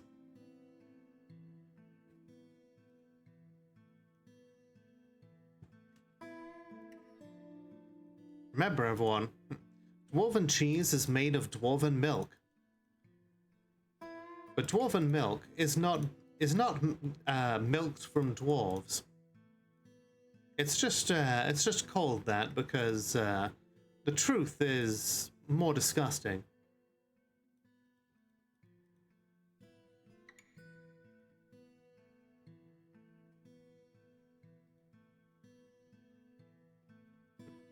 Dwarven milk comes from purring maggots. I don't know how exactly one milks it, but the resulting milk is then made into cheese. Yeah,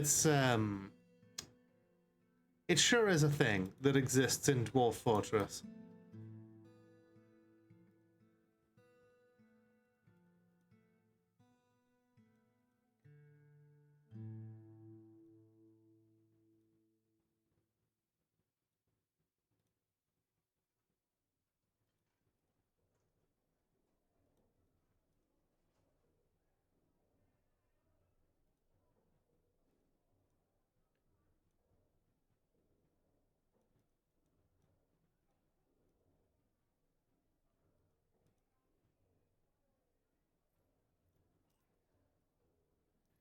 All right.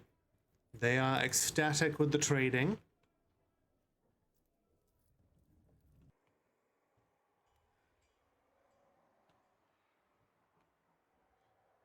Okay, so we're going to train up that cave dragon for war. And then we're going to give it to one of our vampires. After all, vampires cannot drain the blood of cave dragons, so I think they'll be relatively safe. Thank you for saying hello, Lobster. Hope you're doing well. Thank you for the headpad, Sid. Let's check in on your dwarf, shall we? Your dwarf is currently leading a wrestling demonstration. Thank you for the egg. And looks like she's very satisfied after teaching people how to wrestle. Also, much more happy now that she's got some proper, like a proper steel breastplate. I was quite concerned that they were very much under-equipped. Where are the toads? Let's find out.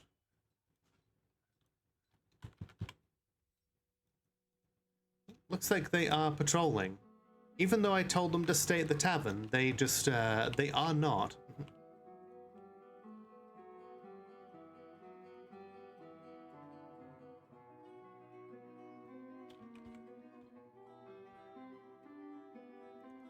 Why is no one digging? I specifically requested it.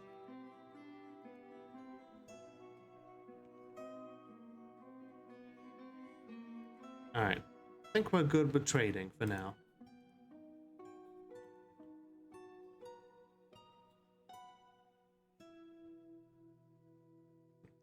RKO out of nowhere! Oh my god, it's Bertie Sanders with a steel chair!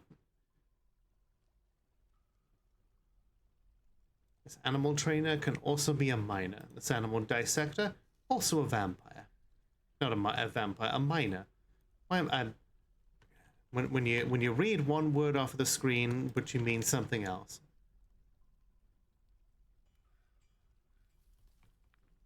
There's a mandatory break. Let's see. It looks like our condemned person is currently praying to end Charles. Who knows what they're praying for?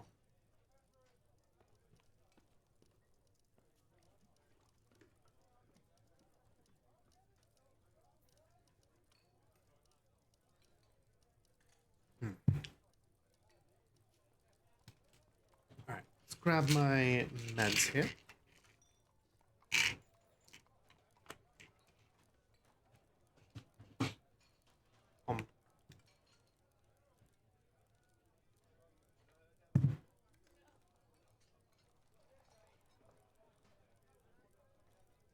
Okay.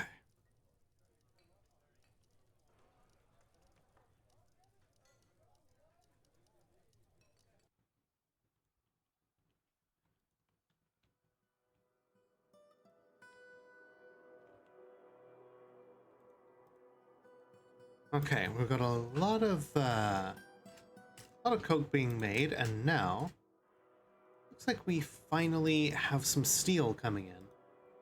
Oh, we've got 100 bars of bronze. That's pretty cool. Still not much in the way of fuel. 7 bars of steel. Well, as long as it's getting made into armor, that's fine.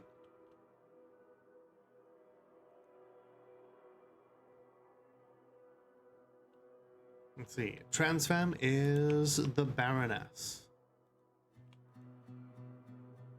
Why is nobody making us? Is there a burrow enforced? No. Okay. Can you have water at the tavern? If you choose to, we have a well open for you to have a little sippy from.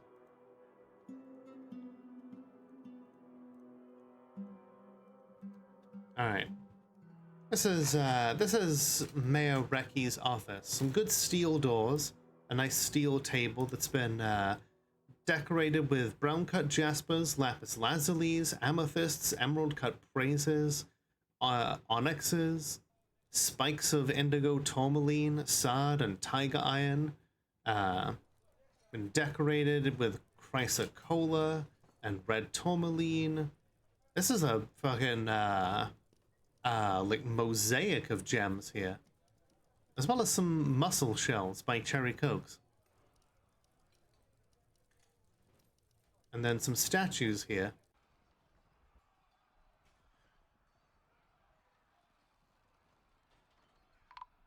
Whoa. Engineer's been found dead. Oh shit, the zombies. Alright, bring the military down here. We'll have a little wander. Make sure that the corpse is taken out. Oh, don't tell me that's rotten, forgotten beast meat. Okay, does not look like it. Mostly rotten Dreltha meat. Ah, no, there's some forgotten beast meat that's gone rotten. Some of it does appear to have been prepared, though. Even though some of it is rotting now. That's a shame. Still, we have a lot of meals here.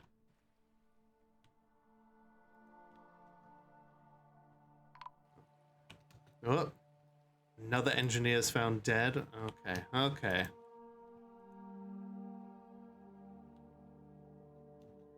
Oh, hey, a vault.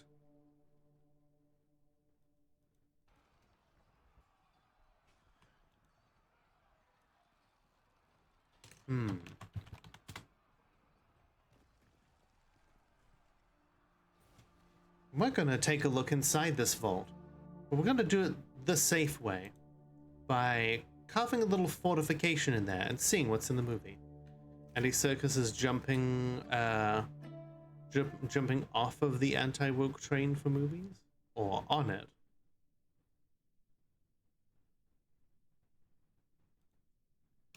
Oh, Mace Dwarf has entered a martial trance.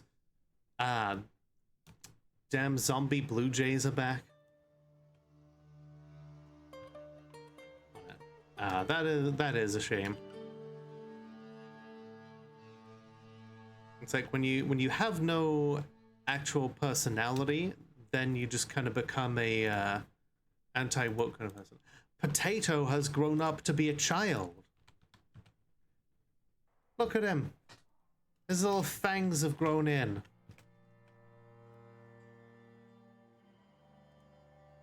Okay, Potato.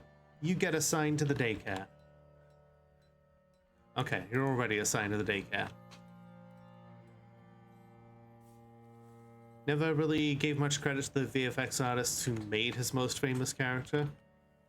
Yeah, like a lot of them are just completely ungrateful. They just they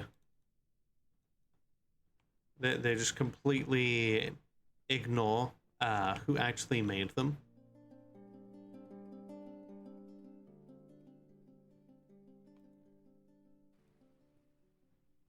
Mebzeth, how did you get over there?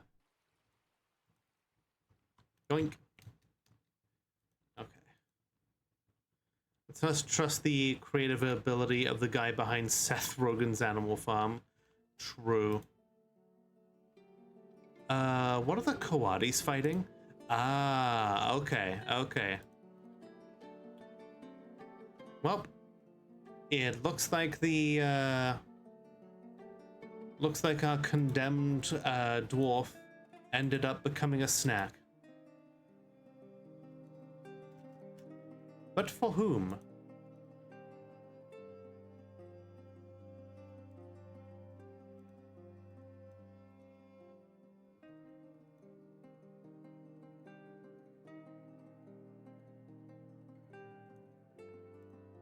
Let's see, who was it? The Vukar Page Daggers.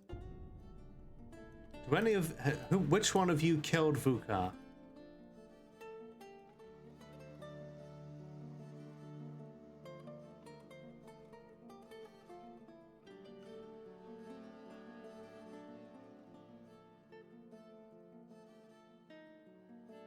Ah, it was this guy, Tun.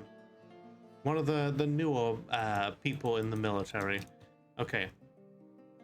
Bonk. Okay. He has been mangled. Okay, you know what? We're just gonna destroy the corpse. Spicy rice. Mm-hmm. Oh, Relations has come to smooth this out. Oh god, no. Don't... Yeah, get away from the troglodyte corpse. Don't you dare harm Relations, you goddamn troglodyte.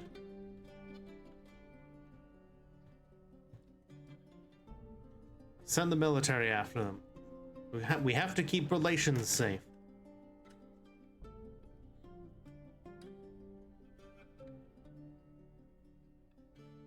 There we go. Bonk. Cool.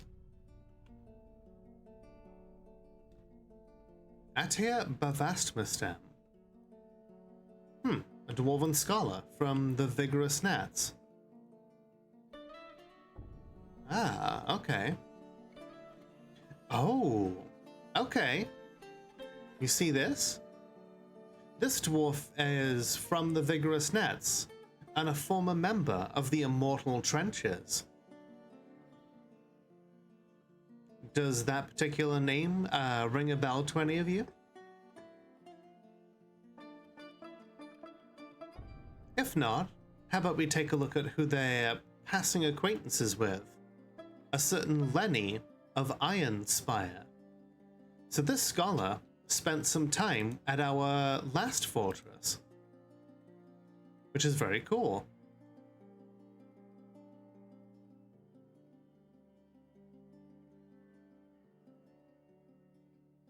I wonder what they could want here.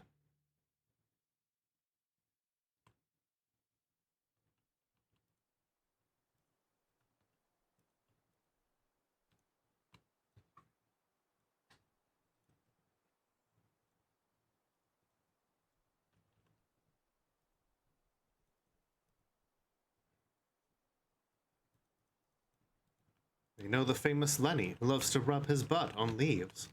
It's true. What are you all so busy with? Yeah, maybe opening the caverns was a mistake. It gives them too many things to do. Alright.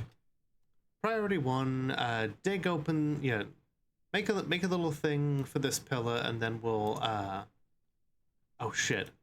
Okay, oh, there we go. Yeah, the Vukar, the brewer, has been found dead, completely drained of blood. And then he killed the Minotaur Slayer, the little Kawadi. Bastard. Condemned even in death. Let's see, you currently are helping put stuff where it belongs. Satisfied at work, euphoric due to inebriation, content after having a decent drink. But yeah, overall, looks like you're doing really well.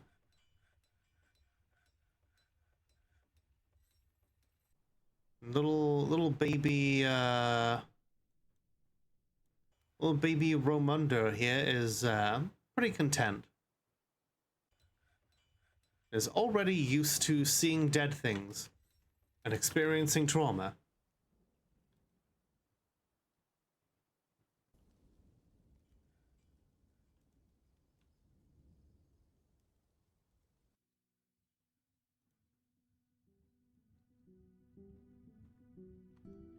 Okay, so yeah, looks like this vault here. Not particularly useful. Oh well, now you're getting around to digging things? Oh shit, okay. Yeah, you know what, let's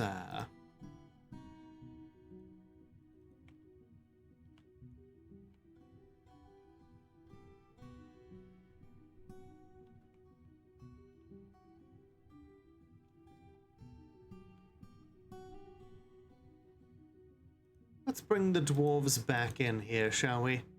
The caverns are a bit too big right now. Too much going on there.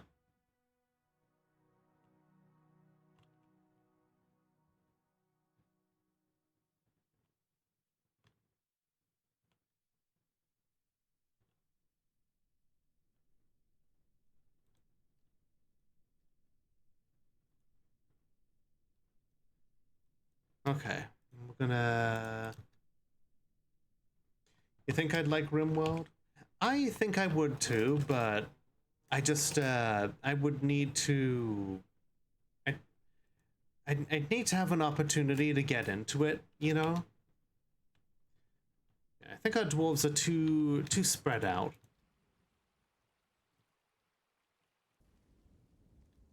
We can't be doing things above ground and also in the deepest caverns.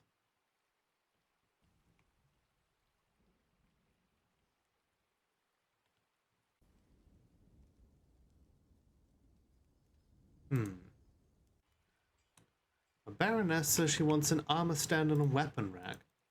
Okay, it looks... Okay, how about people actually, you know, put the things in here that she has requested? What's going on? Why are these such low priorities for y'all? What the hell are you all doing with your time?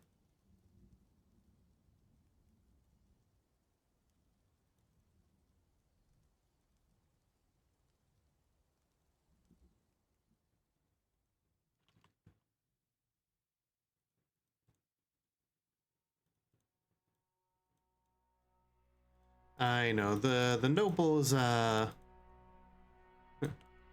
one of those features of Dwarf Fortress, aren't they? Okay, alright, so... We're gonna try something here.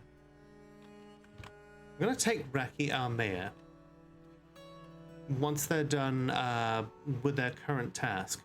We're gonna put them, we're gonna put her in her new office.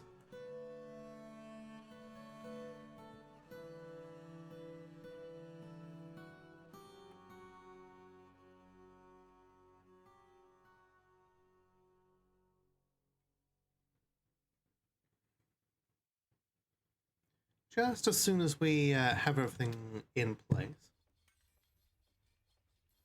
Obok Atastadem, the Goblin Mercenaries, is visiting. Interesting. Okay, okay.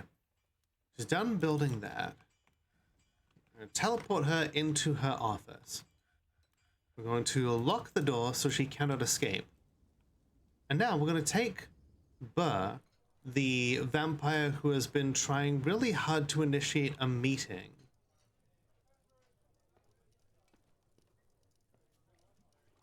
So yeah, right now, it's really fucking with Burr's pathfinding because they cannot attend a meeting. We're gonna open this guild up and see. Okay, hopefully this is just because of the... Oh, now Reki is sleeping. Okay. Luckily, the vampires cannot directly pathfind to her, or they would. And then they would just schlep. Okay, we've got some more migrants. Very cool. Are we up to 100? Not quite. We're at 99.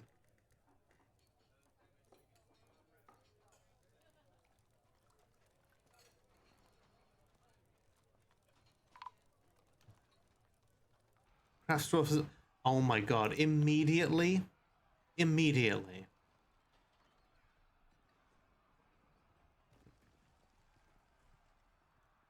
This new migrant wave is just getting absolutely dogpiled by the damn zombie blue jays.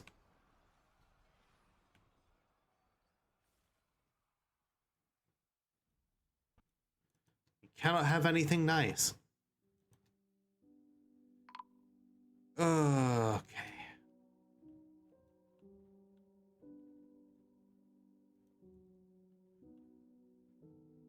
Well, just as soon as they arrive, they're just instantly getting cut down. Well, looks like the merchants are kind of sticking around due to pathfinding issues, but that's annoying.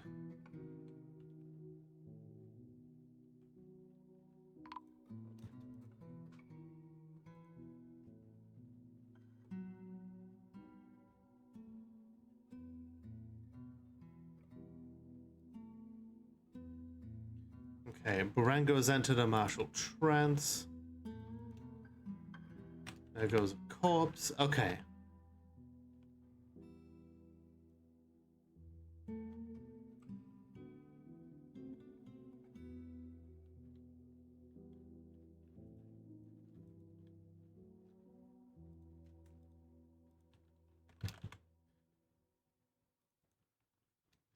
The merchants died as the stuff they brought to trade disappear.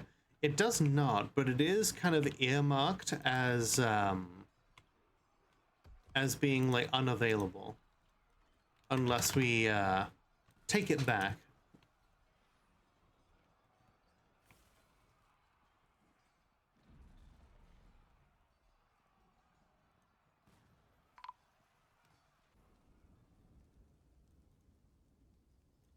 My god, this entire migrant wave is just getting murdered by these fucking blue jays.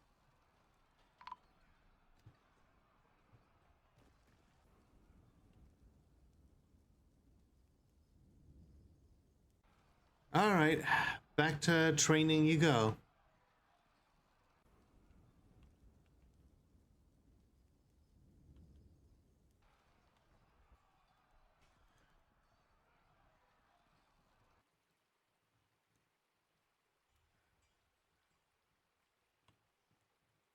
That is, that's irritating.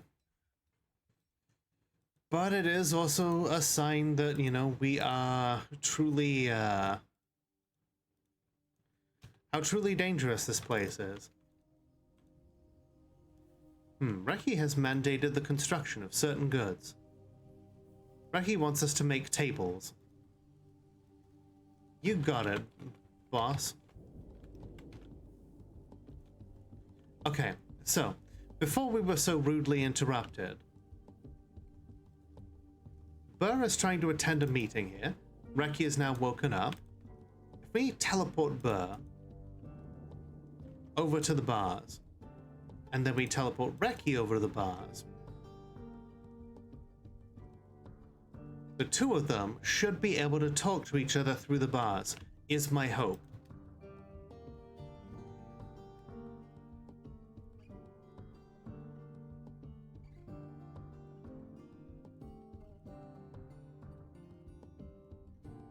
Okay, pause the Rangers Guild.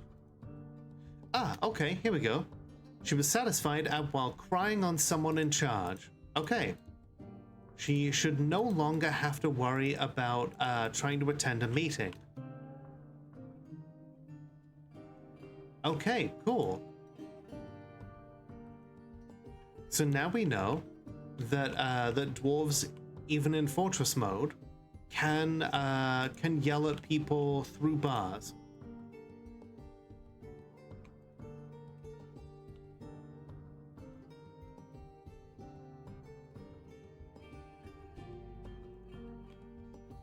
Okay, we have a war cave dragon now.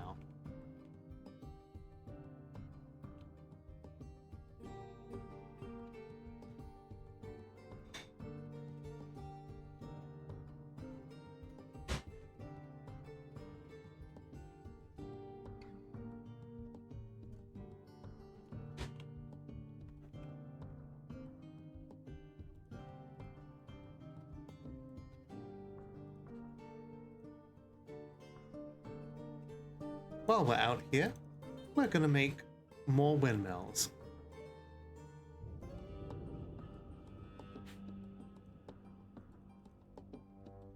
They're all gonna be connected up to the previous windmills to provide power.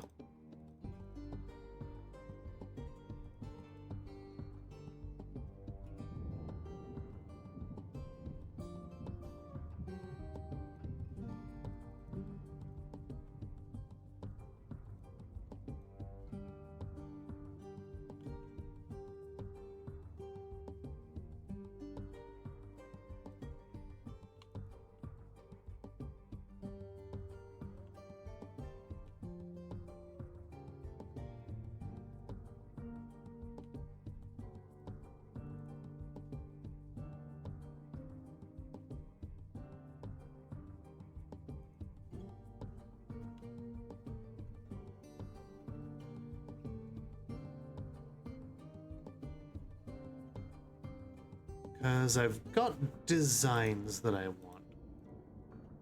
Okay, so that's for those. Okay, that's linked up to the spears.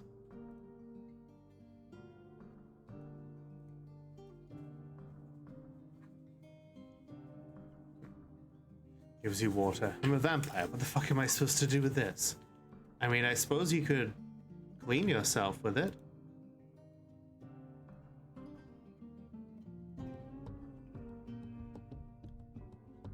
Ah, Stinky Poo Poo, the giant cave toad, has given birth to a boy. Ah, good job.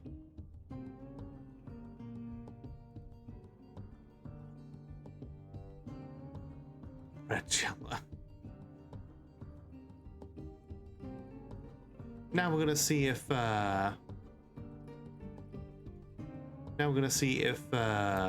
if Ash is listening.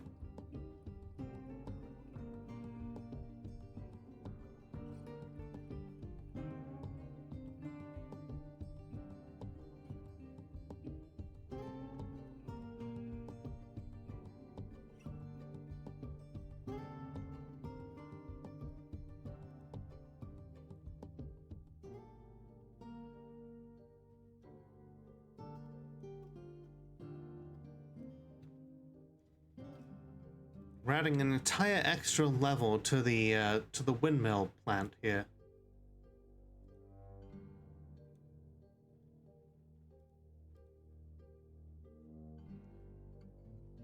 I'm gonna link everything up through more windmills.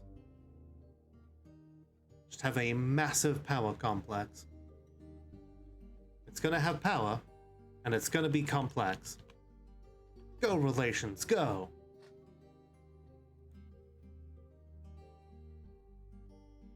Her mining skills are now adequate. I'm very proud of her.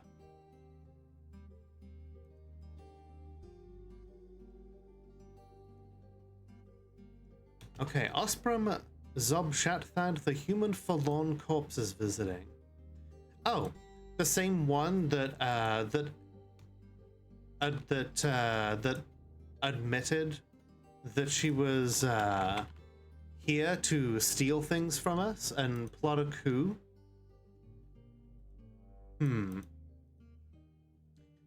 Well, let's send the Heavenly Knives to Heavenly Knife her.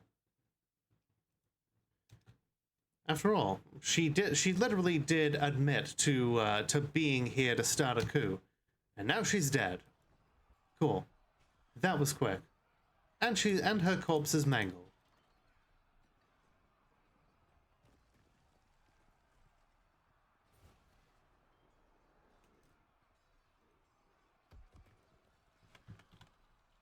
Nobody takes our treasures from us. If they want our relics, they'll have to come and get them the old-fashioned way, through fucking warfare.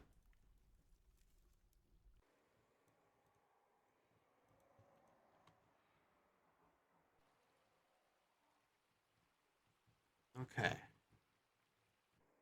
Got all the digging going on here.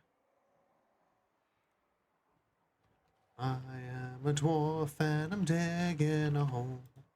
Diggy, diggy hole. Diggy, diggy hole. Okay. This lever is not linked up to anything. We're gonna link it up to these floodgates. I'll let you raid my channel any day. Oh hey, Luna! Thank you so much for the raid.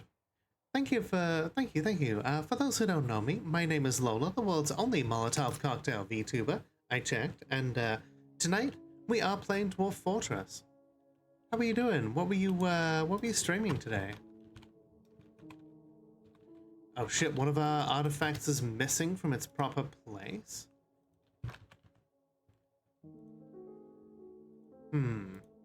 Oh, this guy. The random undead who showed up is just literally holding it right now. We're running an incredibly normal cult of the lamb. Excellent. I've seen what your streams are like. I fully believe that it was a lot of fun. Everybody go follow Luna if you haven't already. She excellent unhinged time to have, to be around. Has some great entertainment, great energy. I was very privileged to have spent some time playing Thirsty Sword Lesbians with her, and I would highly recommend that you watch her content.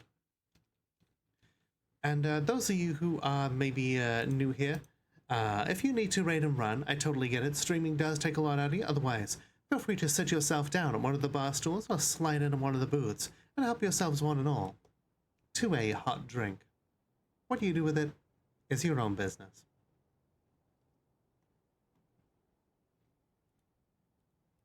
Okay. You know what? I don't have time to put this this guy through a trial. We literally can see him stealing the artifact. So we're just gonna send our military dwarves to kill him.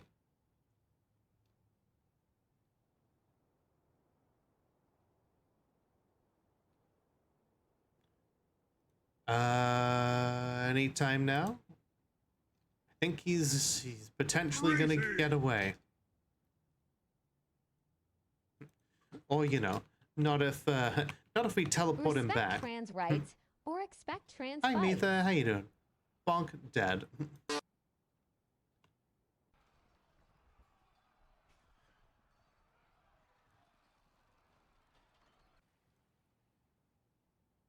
Okay, I think we have enough fish right now. Jamie has just fished until like there are fish littering the ground and just rotting everywhere. Okay. Ooh. Ah, good. Yes, I think we should be listening to me a little more. Why don't we get ourselves in a little more of a murdery attitude? Hi, Mitha. How you doing? Pretty. Thank you. I am the side that comes out when more drastic measures need to be taken. Still very gay. This is very much known to all of us, Mitha.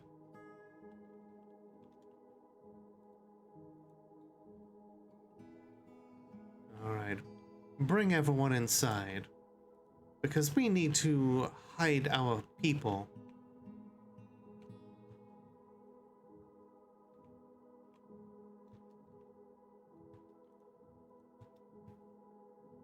Because there is a threat that lurks within our very fortress. One that our dwarves have grown to be cautious of. You may wonder what threat we allow to live within our very fortress. I will tell you.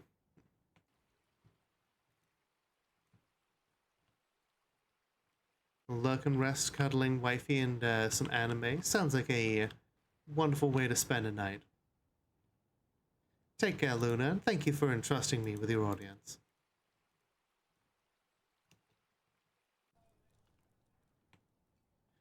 We're gonna let the vampires out. I will absolutely take good care of your stargazers. And if any of you would like to have a dwarf named after you in the fort, there is a 100-point channel redeem code Put Me in the Game Coach.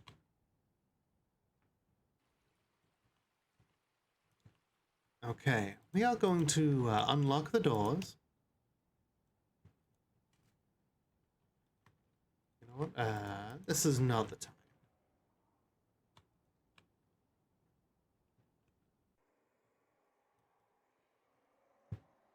This cave dragon, we're just gonna pop it upstairs for them. We're gonna let our vampires out. Because we have a squad of vampires who guard this fortress as its champions. They were already legendary creatures in their own right. Now they're even more powerful.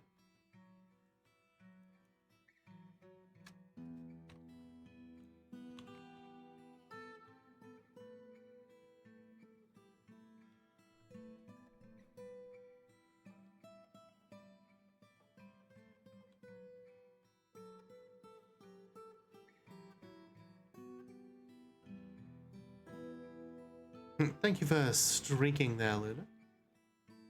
I think I see the problem here. I think they've found another way into the fortress. Haha, you know what? Let's, Just kidding.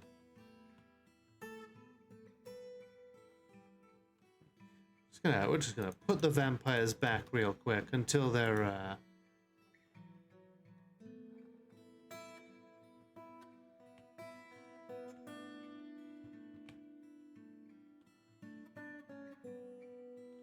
clearly we have a way into the fortress that they have figured out.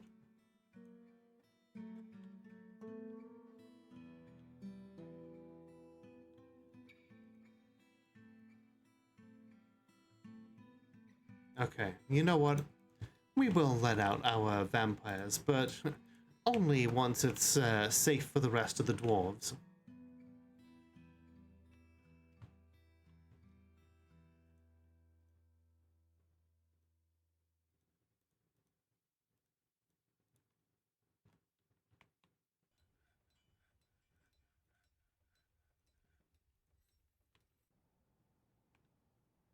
Indeed. Let's see.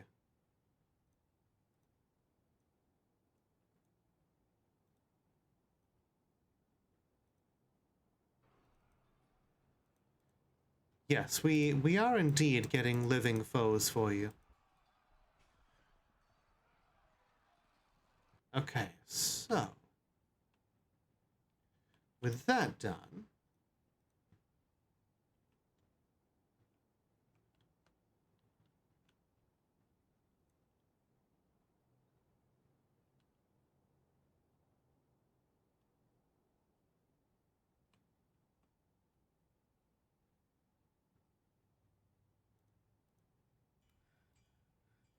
I'm going to pull this lever briefly to get a fresh tide of water coming in.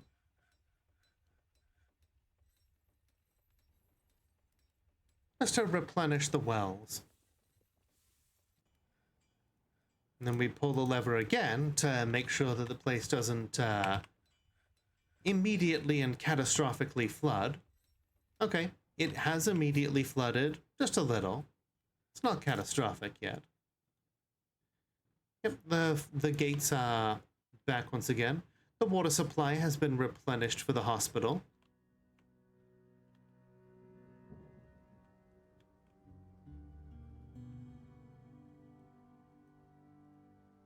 Okay, let's wall this off then.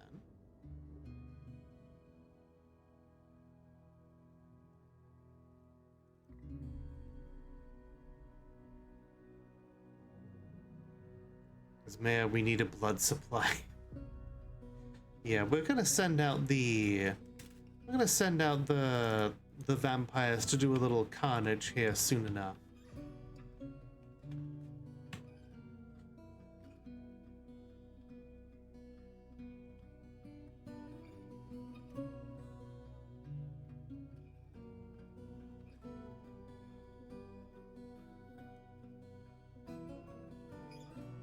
The carnage will come after the break, however. It looks like winter is upon us.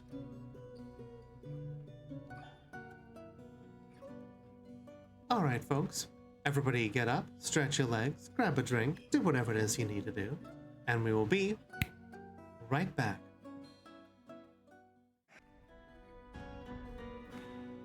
Alright, everybody.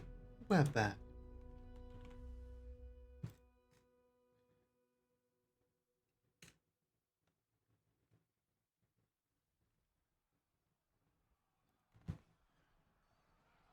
Now then, let's try that again.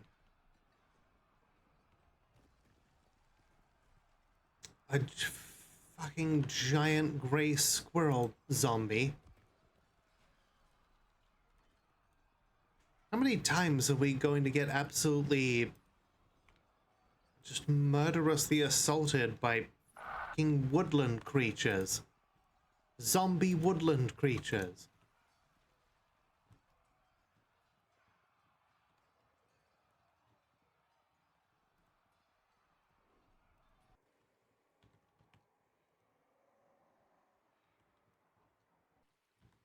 Yeah, fuck you.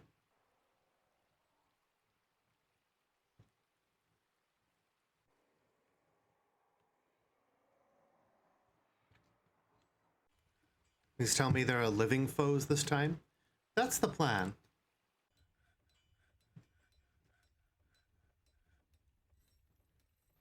Our biggest enemies right now, the undead have their leadership has collapsed. So basically, there's nothing left for them.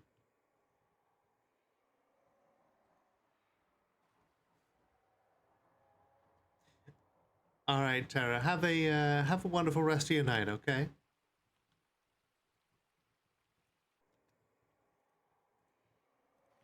Thanks for being here. So yeah, now that the Mummy Lord is dead, I don't think they actually have any way to control all of the zombies.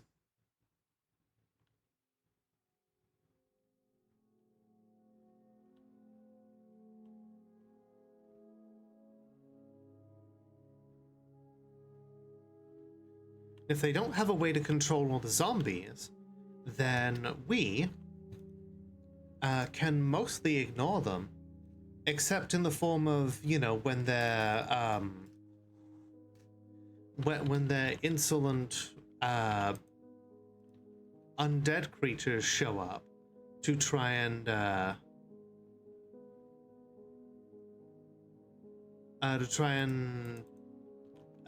you know, steal our treasures.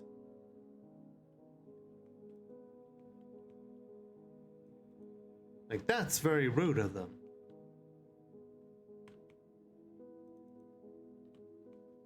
Alright, get cutting down all these trees. We need more logs for this next part.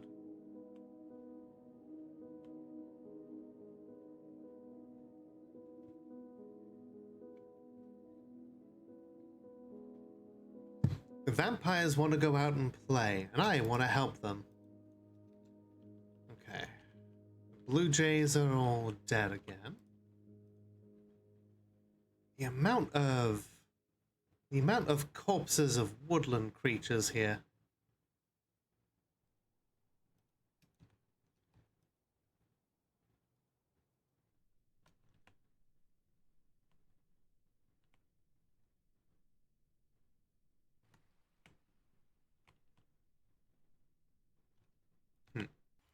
Okay, so I'm gonna assign this cave dragon to Ari.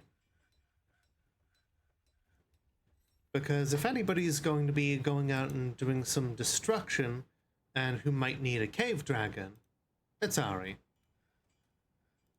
We'll name this cave dragon Miss Stora of Doomslayer. But, you know, what a surprise. She's got to have her dragon wife.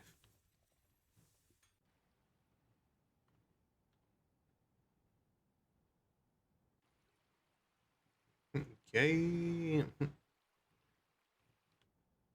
Exactly. Okay. Actually, don't need those axles there. Those are not really doing anything.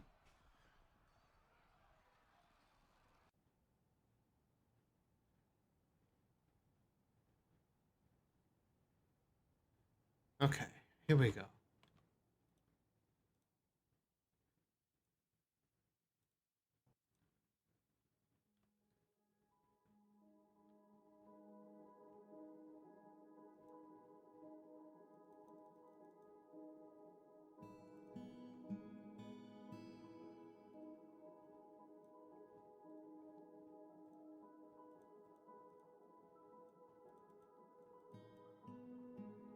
You know what? I think it's easier to just build rock mechanisms than it is to use wood for these axles. Especially considering that we need all the wood to make windmills.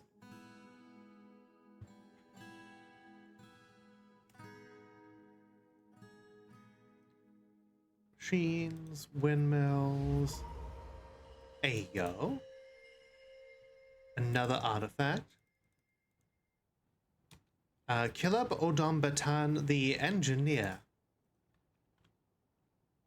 Okay, what other skills do you have? You've got weaponsmith as a skill. Okay, we might be about to have a legendary weapon.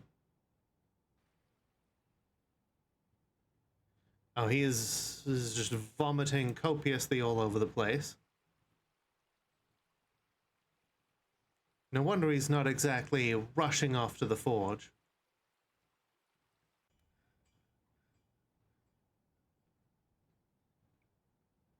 Just leaving trails of vomit all over the place.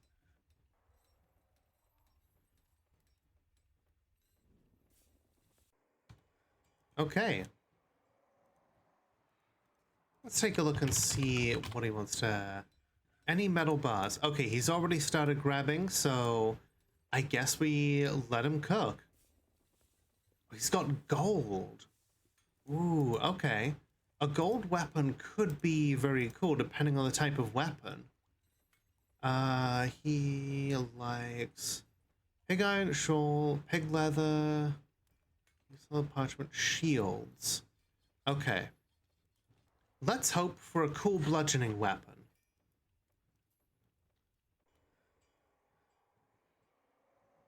Hi, Adept. How you doing?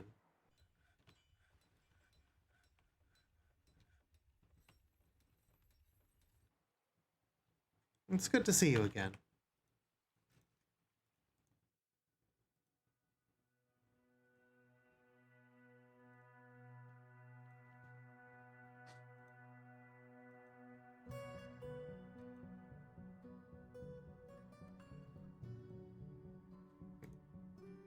I know I don't have to make the windmills entirely out of glumprong logs, but there's something really like cool and thematic to me about the idea of a bunch of windmills that are made out of a type of wood that has a living shadow, as it's described.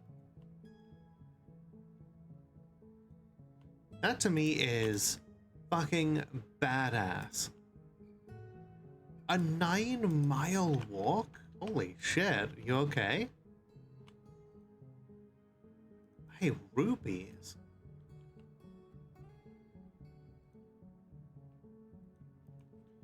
If we have enough rubies, then we can afford all sorts of things, like lamp oil, rope, bombs. Yeah, you want it? It's yours. As long as you have enough of them.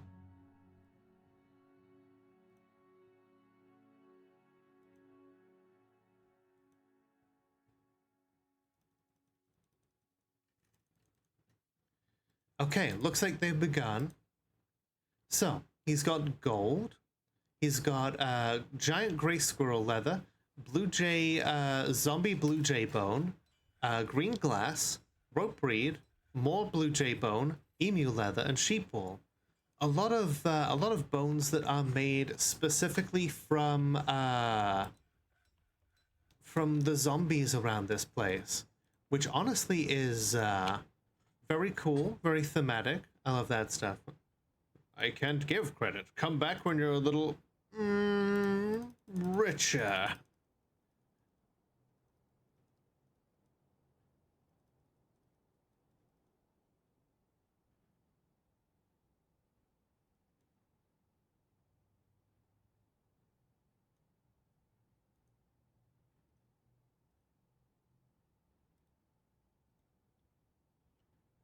Okay, let's see.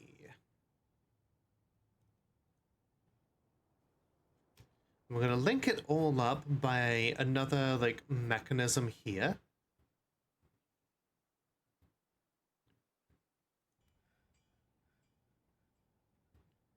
That's gonna be, which means that we'll be able to build more windmills up on this level. Yes, we are gonna have multiple levels of windmills. Oh, it's wintertime. The river's frozen over. Our dwarves are probably going to be really, any of the ones who went to fish are probably going to be really, put out. It's got attacked by a dingo woman. A zombie dingo woman specifically.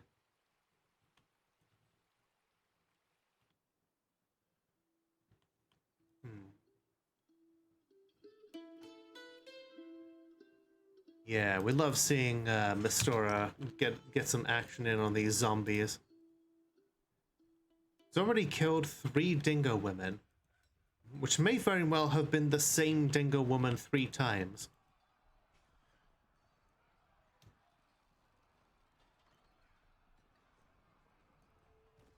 Oh well, there's another one. It looks like it's agitated, which means that we've cut down so many trees that nature is rising up against us.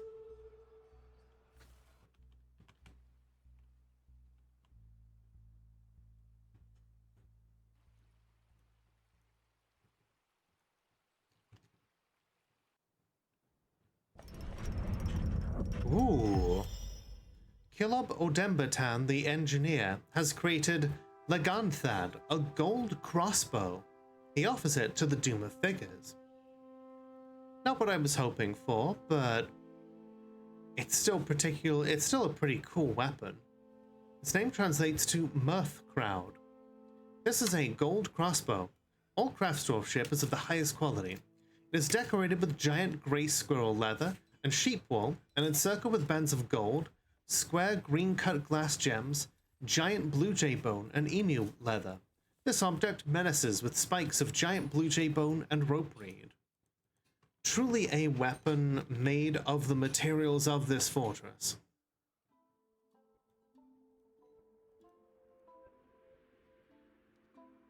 Oh geez, that dingo man, its intestines are all over the place. Those intestines are out-testins.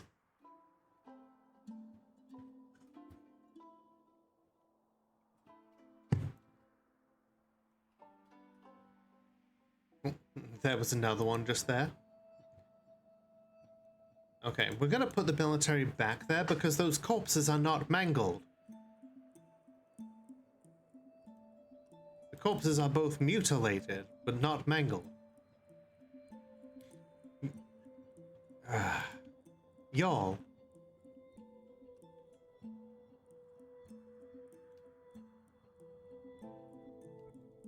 How many times do we have to beat up these corpses?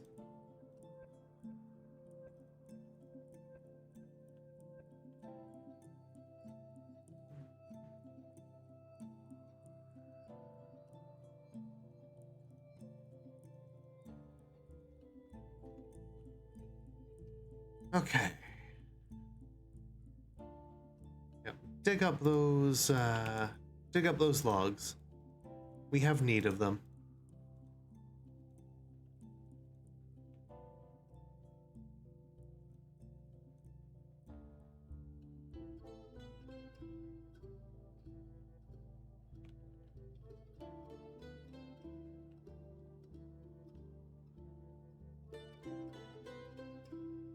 We have a total of 1,080 power.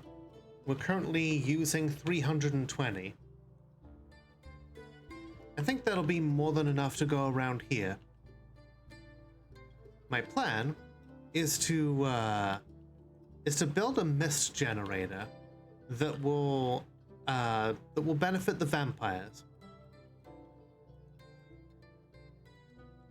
We'll move all the vampires into the tavern, and then lock the doors so that people can come in and just let them work.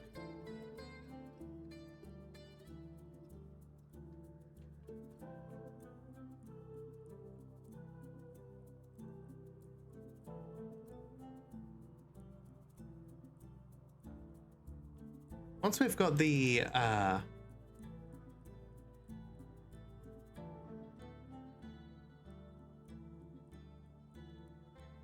you know what? Fuck it. Just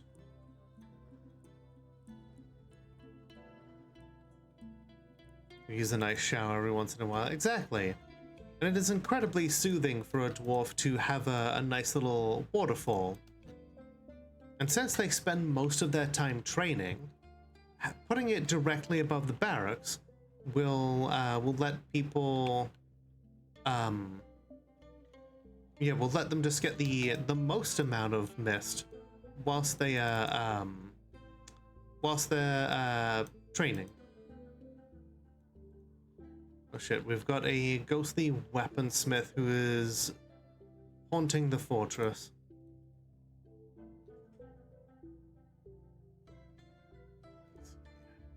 Get that made. Well, I'm glad that I'm still entertaining.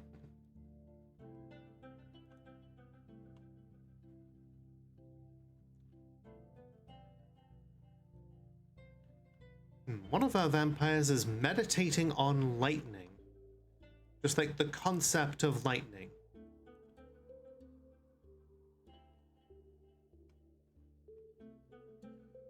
Like being the mayor and seeing what hijinks happen. Absolutely. You as the mayor are currently helping to bring in the harvest. It's cranberries.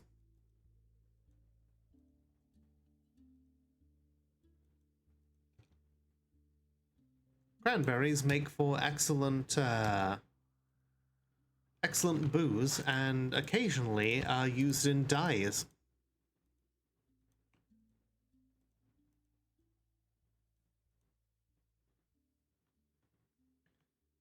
You too, Adept. Thanks for stopping in.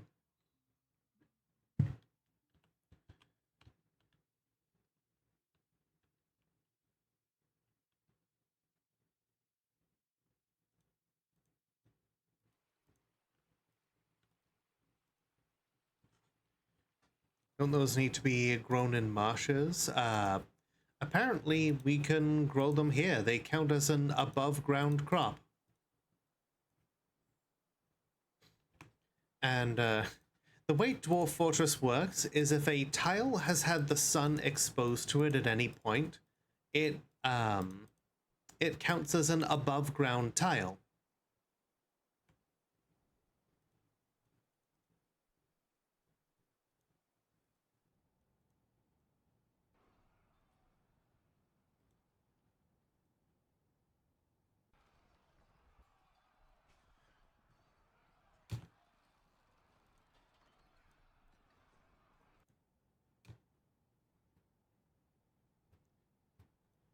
Okay.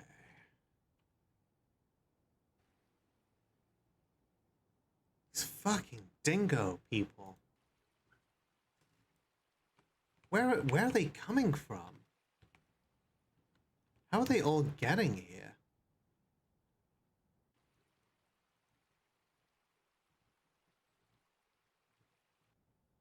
Yeah, it's a weird kind of sense, but it works.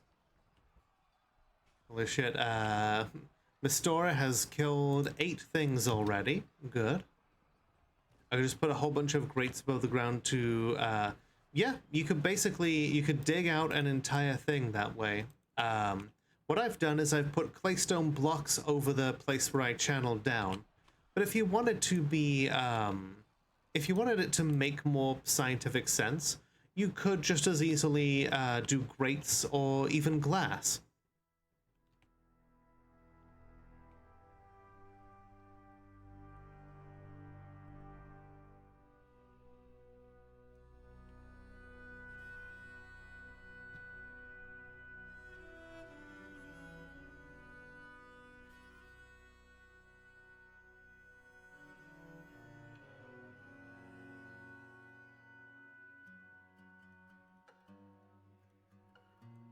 Yeah, like a greenhouse.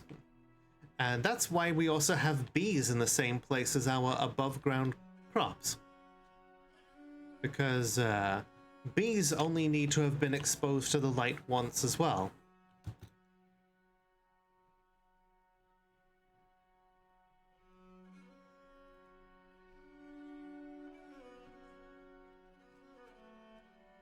You know what? Fuck it.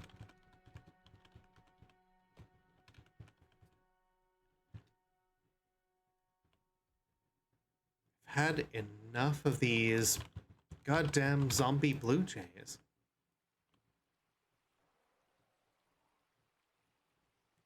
Are we able to get like any instance of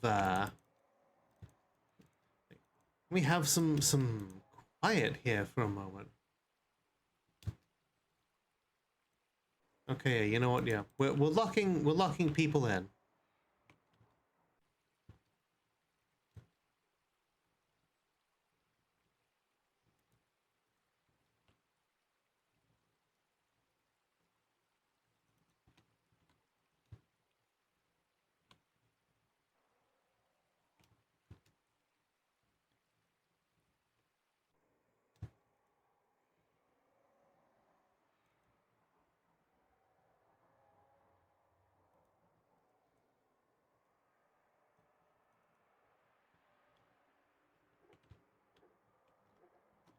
Okay.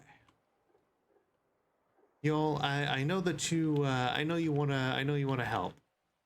I know you're trying your best. Right now, we just cannot seem to catch a break.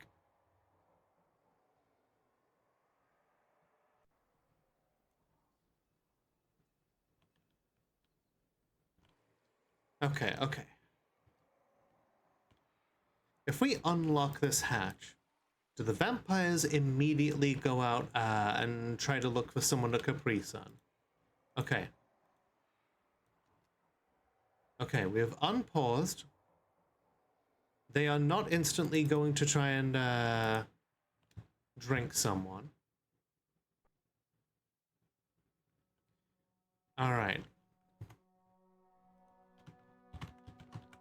I'm going to save the game, and then we're going to send out the vampires on a raid. All the dwarves have been shut in.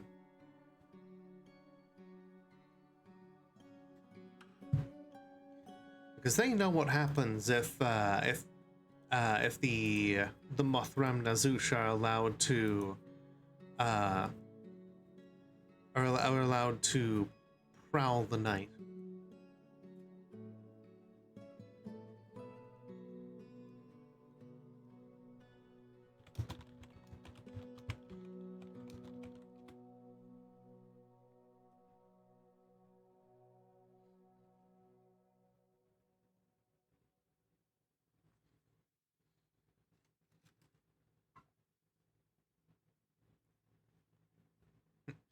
While they're doing that, we're gonna keep setting up their mist generator.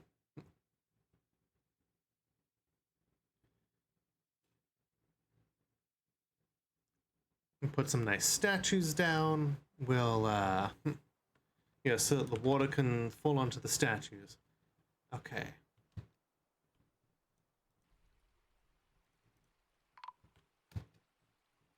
Okay, Ghostly Weaponsmith has been put to rest. Okay, we've saved the game. And, Neri has, has been asking for some living foes to go against. I'm sure Ari agrees as well, because it's been a while. It's been almost a full year. And we have not been attacked by the undead. And I think that without the Mummy Lord to command them, I don't think the zombies can attack us. So to the north, we have a whole bunch of goblins here from the Hell of Meetings. They have assaulted us once. I think we should do something about that. But there's no point in attempting to attack their Fortress of Steel dive just yet. It says that there's 6,000 of them in there. Not to mention their Demon Lord.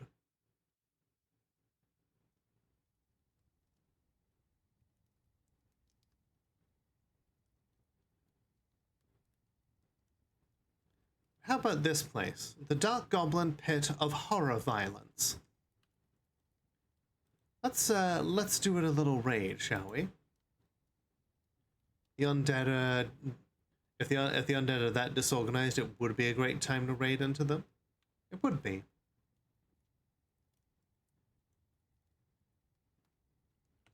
In fact, you know what? It's much closer to us.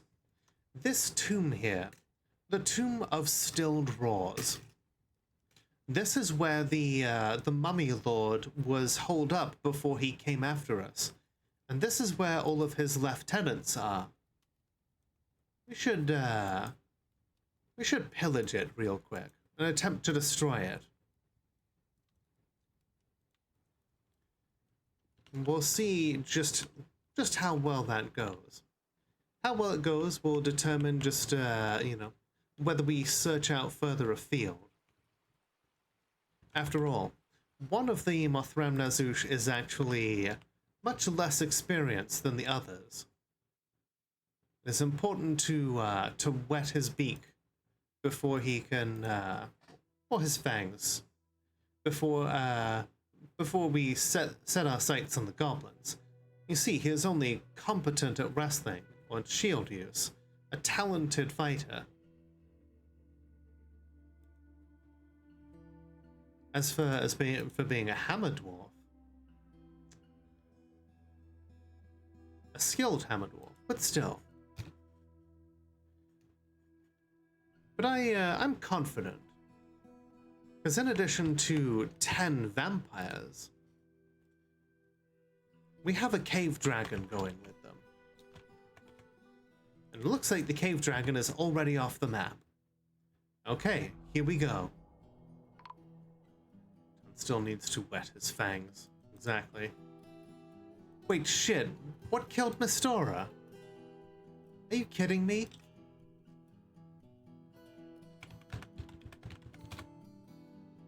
Bled to death by giant zombie blue jays. You know what? Fuck it. I'm sure Ari would want me to bring her back. Okay, here we go. We'll add her back as Ari's pet once Ari gets back from doing the raid on the tomb raid, if you will.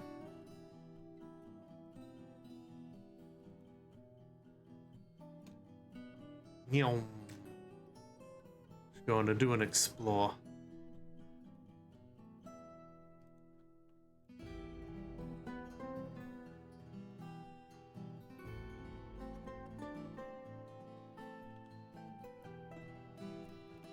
Those fucking blue jays. Hate them.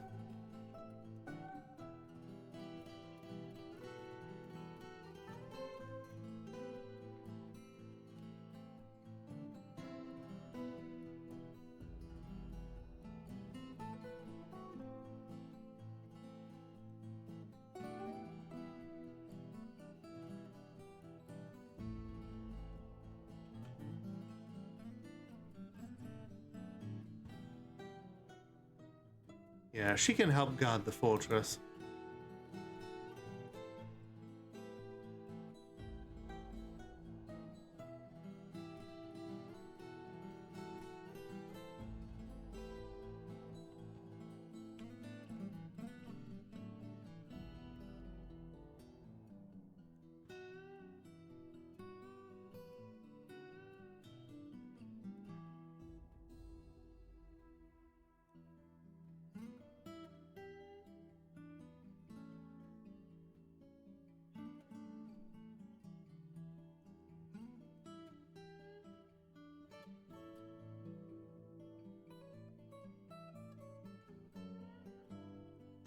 Okay.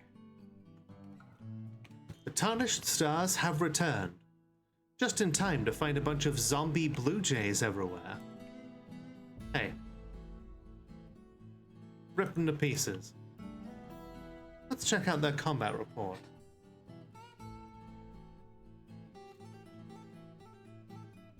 Okay, so we attacked the wavinesses of Blossoming.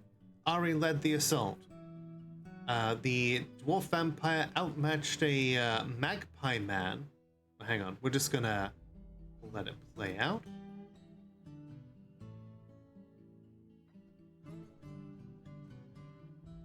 Okay. So, Ari is called Ari Strickenwald, the Notched Rumor, because of all of the kills. The kills basically add more titles. The defenders were led by the Magpie Mausoleum one Yawo Siege Cottons. So that is the Magpie Man who is currently in charge of basically what's left of the Elkman civilization. All the zombies, basically. Let's see. Ari outmatched the Magpie Man Mausoleum one with a cunning plan, and the attackers had a strong positional advantage. I mean, they are basically sitting in a tomb. I like to think that the vampires basically snuck in because the zombies are opposed to all life, but they don't recognize something that's already dead as an enemy. So the vampires merely sneak into the most advantageous position that they can get, and then they start smashing things with their giant hammers. So Ari clashed with 3 vampires and slew them. Looks like, oh, the leader of the Wavinesses of Blossoming, Yawo Siege Cottons, the Magpie Man Mausoleum one, tried to attack Neri, and Neri struck them down. Looks like the Elf Mausoleum one, Lulo Tonebeak the Coincidental Hares, confronted a different vampire and was struck down. Clashed with 3 animated elk men and slew them. 3 animated moose men and slew them. We searched Still Drawers and we found books. Treatise on the Elk Woman, Meditation and the Thieves. The Funnel, A Brief Introduction. The Funnel, A Brief Introduction. Strange Line, Master of the Elk Man. We looted the Singed Pumpkins, whatever that is. Reasoning Might Help, An Offering to Absence, Master of Manners, The Book of the Forest. We rampaged through it, and then we destroyed the tomb. Hell yeah. So, we buried that thing back under rubble. Just the center of the curse has now been broken, and its leadership is no doubt scattered.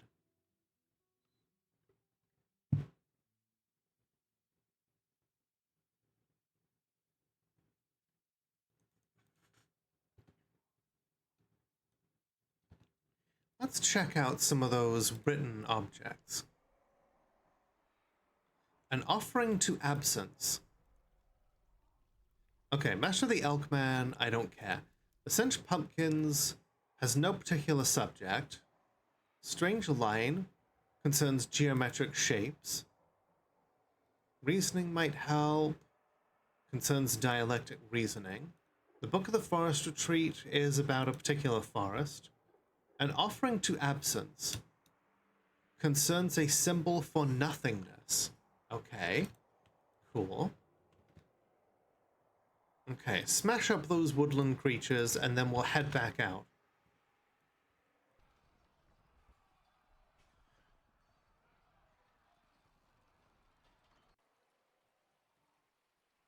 Okay.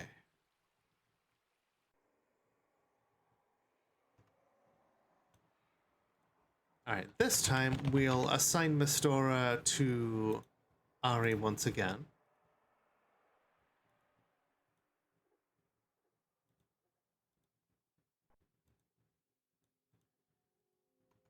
And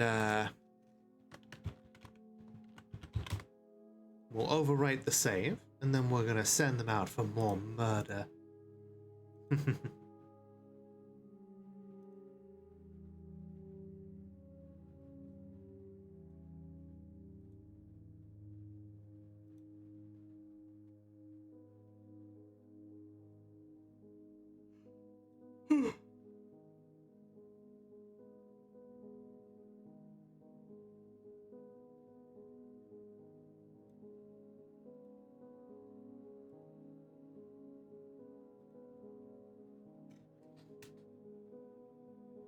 But the Elk people's leadership collapsed.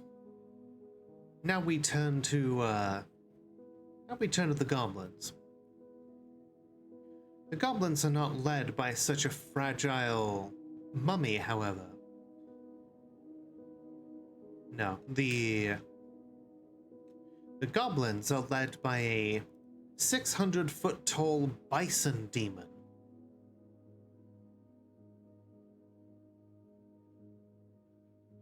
So, we're gonna need to start a little slower, a little smaller. But yeah, we're gonna raid the Dark Goblin pits of horror violence. Oh, look! Before we do that,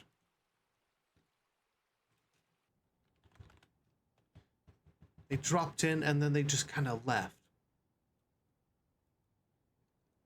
Never mind. Okay. Off we go. Let's see how this raid goes.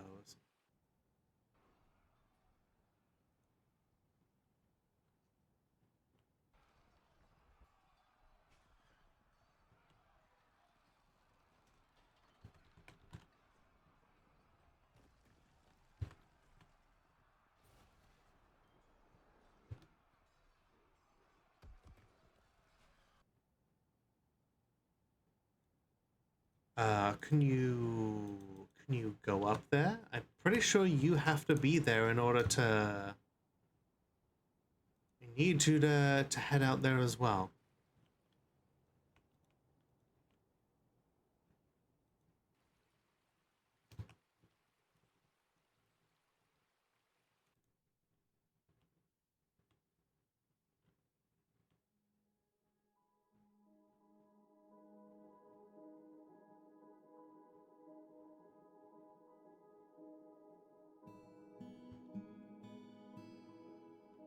Okay.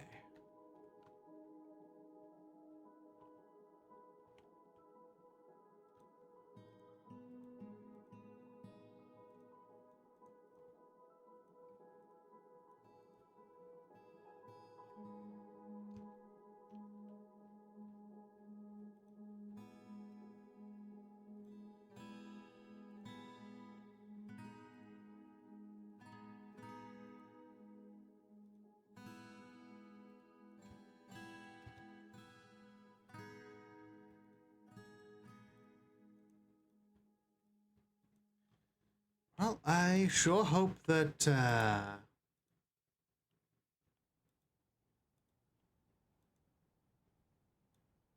hope they can actually go out there then and come back. What the hell is a possum corpse doing in here?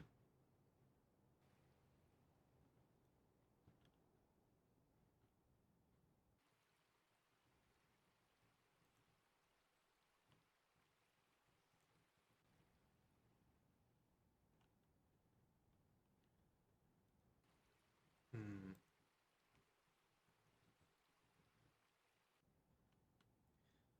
I am kind of oh geez.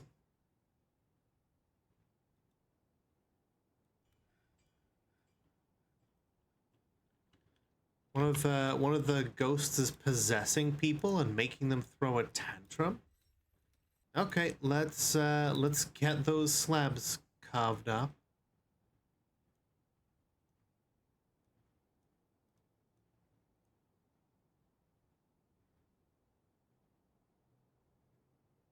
Obok Ishlamol. Okay.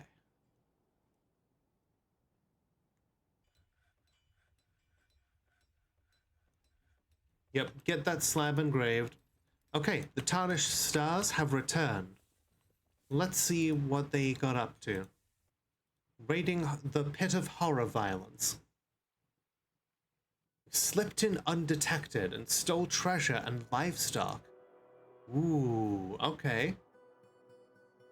We stole a tin cage, a cave crocodile bone bracelet, a beak dog leather backpack, an iron toy axe, 2 Dralfas, a beak dog, 2 cave dragons. Oh, Excellent. well, it's a raid. Hi, Leah. Thank you so much for raiding. For those who don't know me, my name is Lola, the world's only Molotov cocktail VTuber. I checked, and today we are playing Dwarf Fortress. How are you doing? What were you up to? Were you doing some more Dead by Daylight?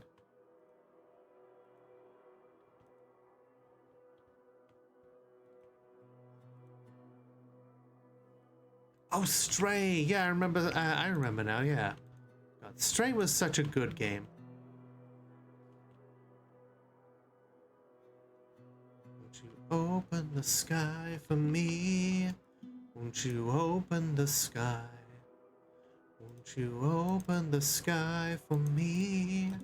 Won't you open the sky?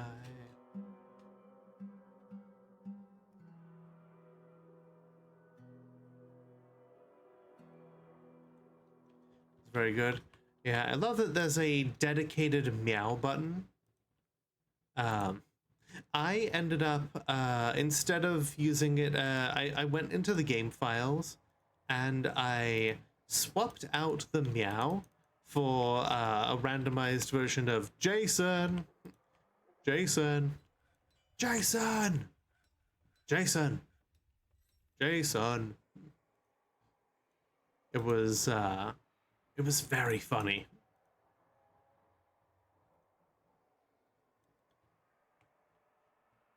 I pretended that I couldn't hear it and was just like, I don't know what you mean. It's just says meow, everyone. Okay. Let's get all the vampires back inside.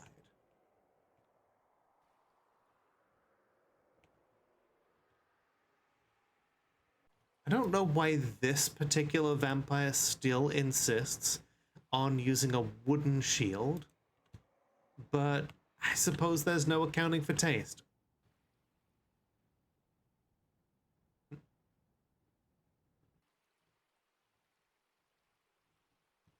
They brought the cave dragons with them, and you know what?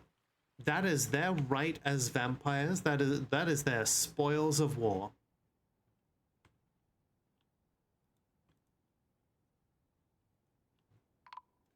Well, okay, the ghostly brewers been put to rest. Okay, cool. So, because they have, they've done some sneaking, because they have, because they've gone into a place undetected, that increases their ambush skill. So we take a look at their other skills. I think it's other skills. Ah, Ari is now a competent ambusher. In fact, you know what? I'm gonna station Ari and the others in the Rangers Guild. I'm gonna leave them all there to socialize for a little bit.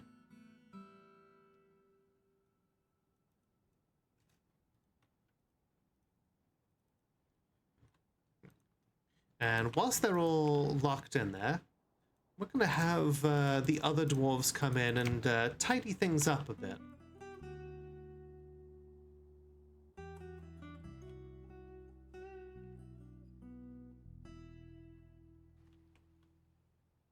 Jesus, there's a zombie giant fox out there. Whoop. And just like that, it is no longer, it's no longer, winter time.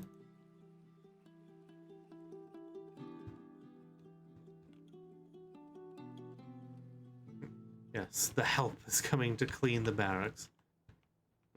You may see it as the help, but you know, the story, you know, goes that this is the vampire's sacred responsibility to the fortress.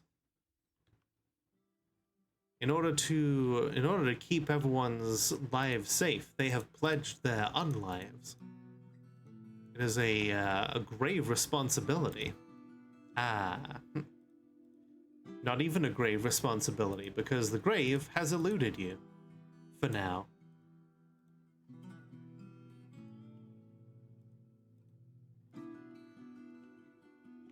Okay. Oh, right, we brought in a couple of Dralfers. Okay, okay. We'll pasture them down here. A male and female. With that kind of meat, you know, will never be free of meat again. Live and die for the glorious doom of for the glorious avalanche of figures.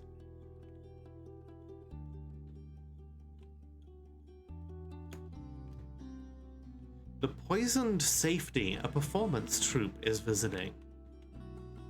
Doesn't sound very safe to me.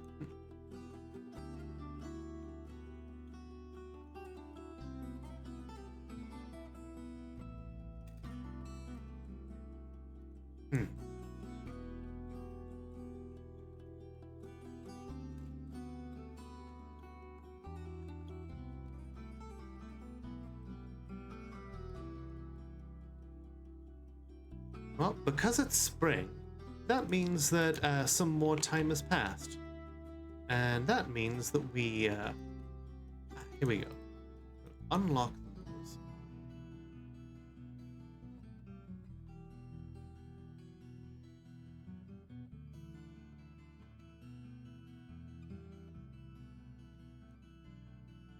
Oh wait, no, we won't unlock those. We're gonna find another way around. Just gonna dig down real quick an alternative way. There we go.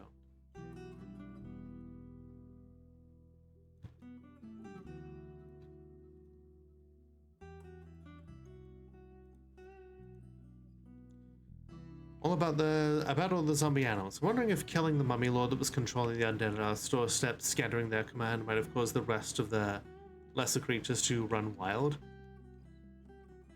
The zombie wildlife was always here.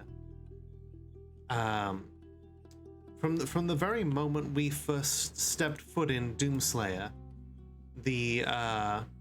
these creatures tried to kill us.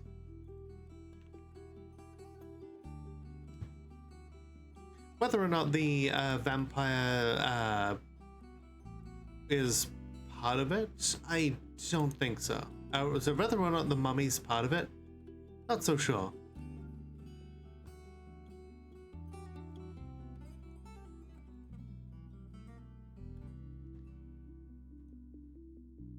Yeah, stand down.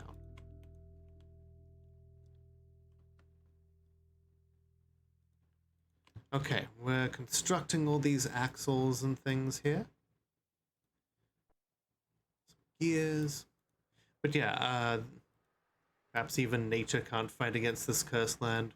Yeah, the law that I made for this place was that our monarch decided to come out to this place on the basis that that no one would ever come looking for them here, because it is such a cursed land.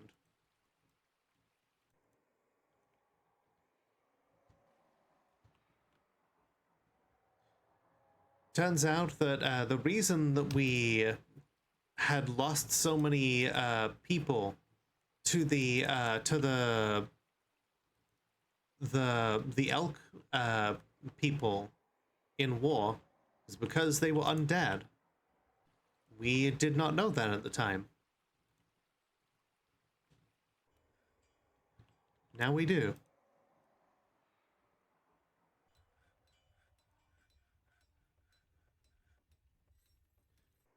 But, you know, we've come to appreciate that this place may be cursed, but in a way it's kind of a, you know, we've turned it to our advantage.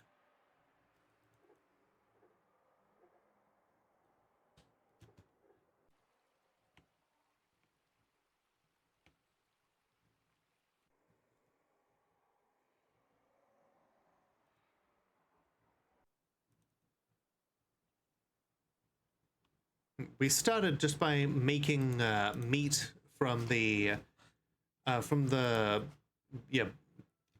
we started by turning these things into, like, the zombie emus into more meat. And then we were like, we can do bigger. We can do better.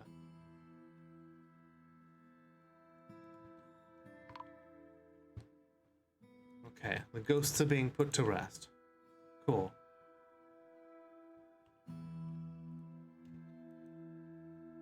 Okay, statues.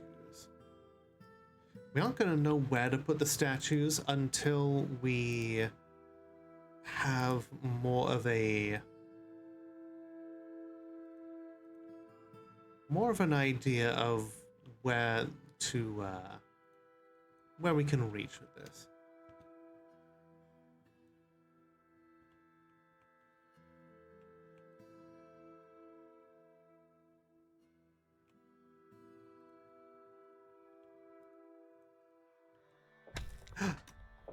You've discovered an expansive cavern deep underground.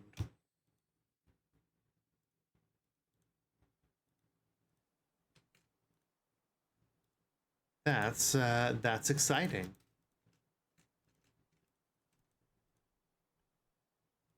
Pizza, pizza, pizza! Eh.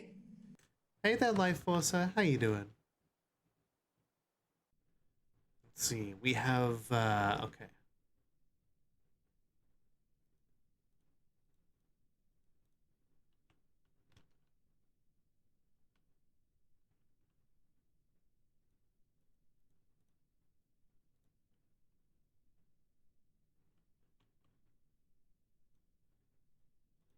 All right, yeah. Let's get some doors on this because I want a way to block this off in case any forgotten beasts or anything start coming up here. Okay.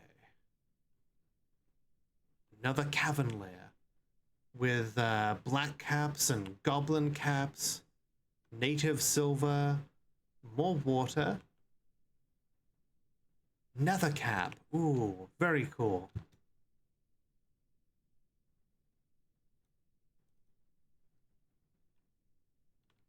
Get chopping those trees.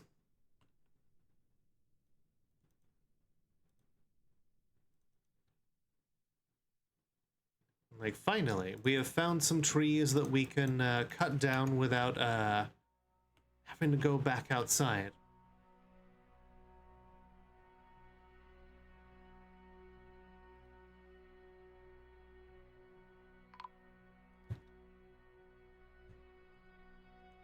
Why will no one build these?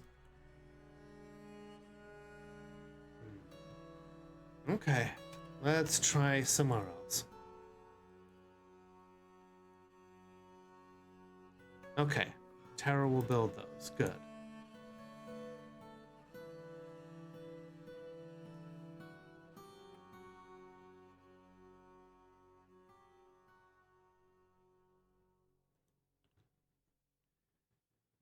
Okay.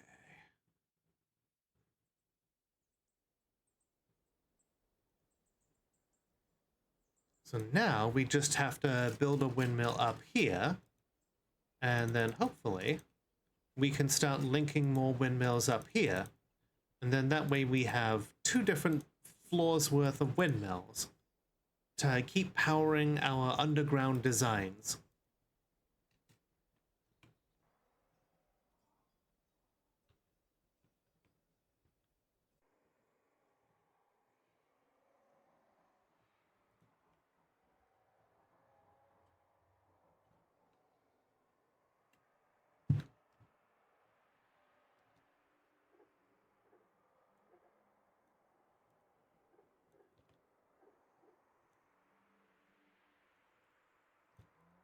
God, those dingo people are just dying over and over again.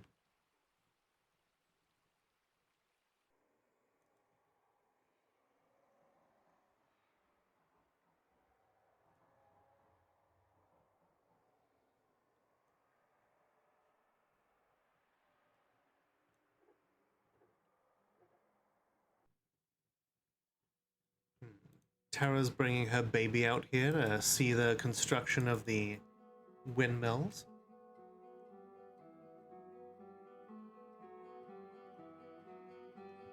Wait, Golak corpse? Oh, a zombie Gorlak.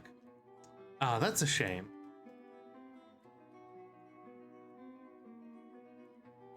Hydrate none shrimp.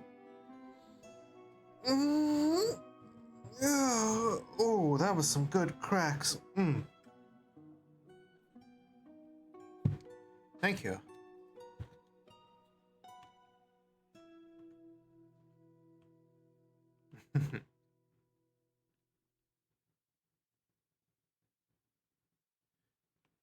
Yeah, that's the downside of a reanimated biome. Is just there are just way too many things that have the ability to come back as the undead. Transfem has mandated that we create more backpacks. Why backpacks? Because she likes backpacks. You know, there's basically no other reason. Nobles will mandate the construction of certain things that are according to their preferences. Why the fuck is Burr in the vampire well? What the hell did you... How did you get down there?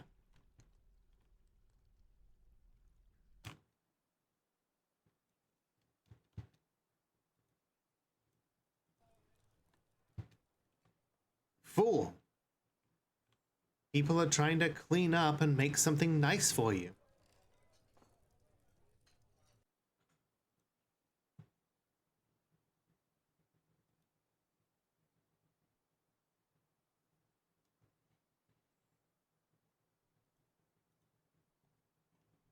Who's this we, Mono?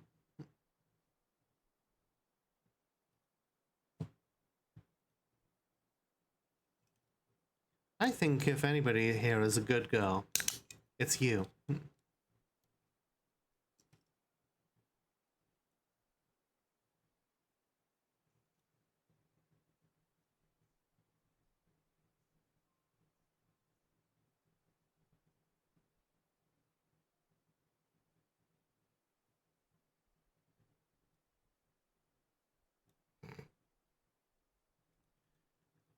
Mono, I'm already warm.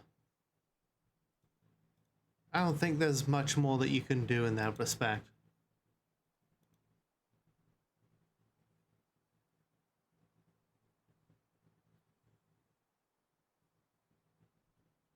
Aren't you greater than :y me?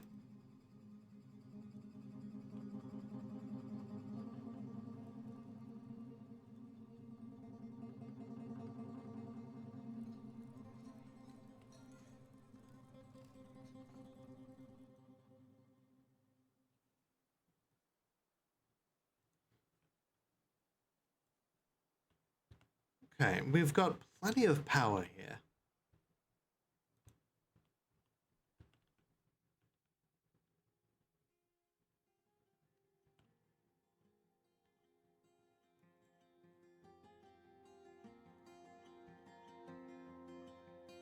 Let's see, Neri says, I talked to my friend. I feel fond. You know, it's good that all the vampires are such close friends to one another.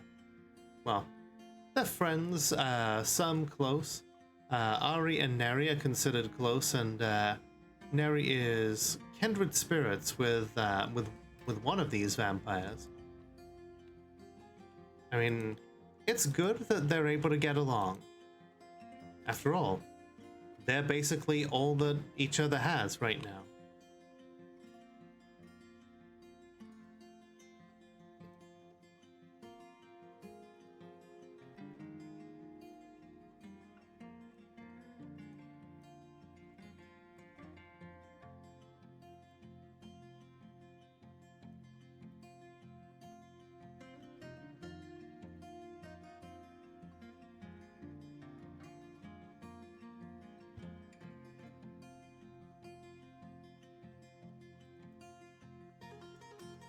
Man, that zombie Golak is out there just kicking ass and taking names. Well, we've got now, the little crypt that you call a barracks, maybe more of a prison. You know, the government of Doomslayer prefers the term enclave.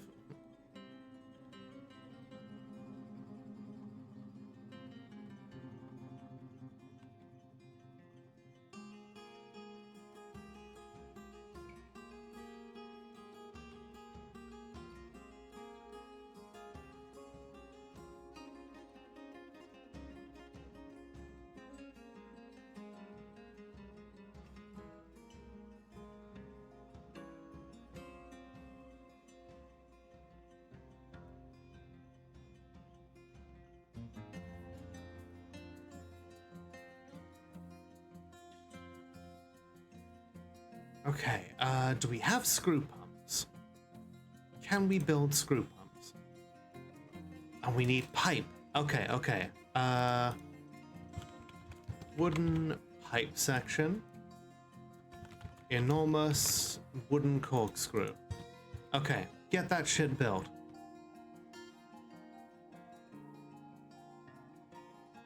Okay, the power that we're generating now is even greater than before.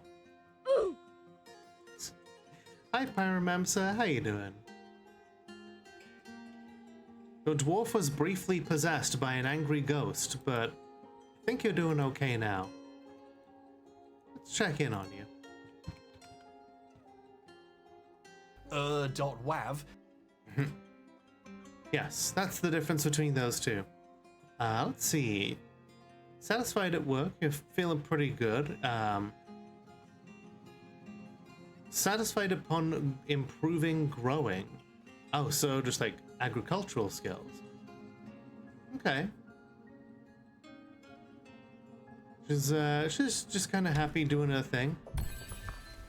That's what the difference is. Yep. .wav is H-Bomber guy explaining that that's what the original text description of the Roblox oof sound is, but it's really from a game called Messiah. Let's see.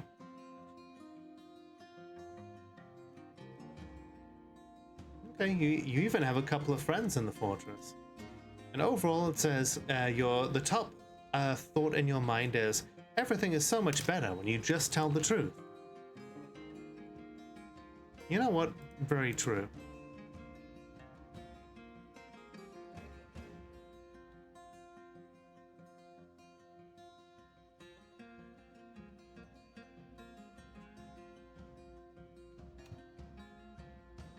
Wow, and a lot of fish and strawberry plants and all sorts of other stuff. An elven diplomat has arrived. Okay. Well, let's hope they don't get torn to pieces by zombie woodland creatures. I actually do genuinely hope that they don't, because I would rather they don't, you know, because if they start attacking us, then it would be inconvenient. It would not be super easy. It would be kind of an inconvenience.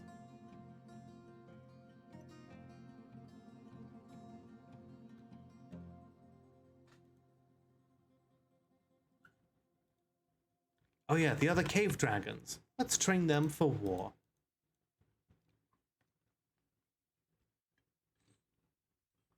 Alright, what do you want? Greetings from the woodlands. We have much to discuss. Whatever possessed you to brave these wilds, where our animal friends are even larger than your kind than usual, we do not know. But know that this land is sacred to us. These trees more than any other. The trees are dead.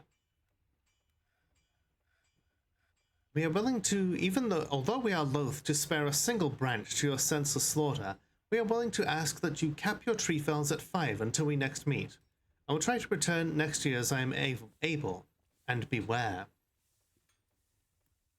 Fire's flames are always honest about their intent. True. We can at most part with 11 trees, butcher. Ugh, fine. Last thing we need is for the elves to also be at war with us, because elves are not much of a problem usually, but can you imagine how much of a pain in the ass they would be killing them, and then like they come back as zombies, and their animals would come back as zombies? It'd be a whole thing.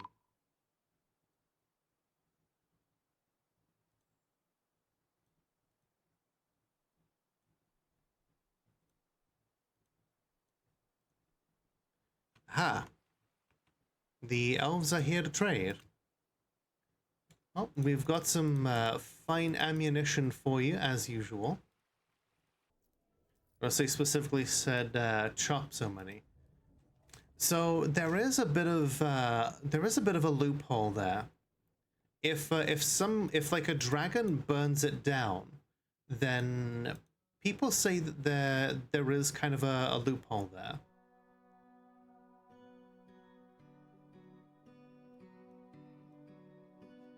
So we're gonna do our best.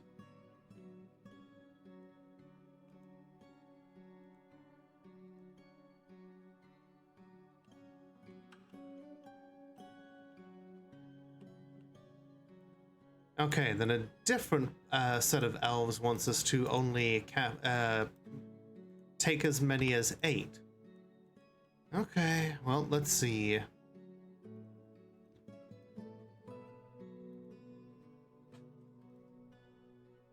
Yeah, the dwarves, the vampires are getting some enrichment.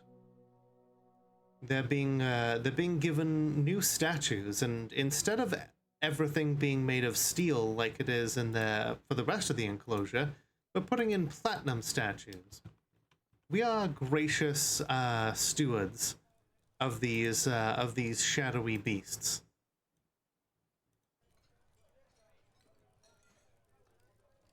Ah, our grizzly bears are growing up. Perfect.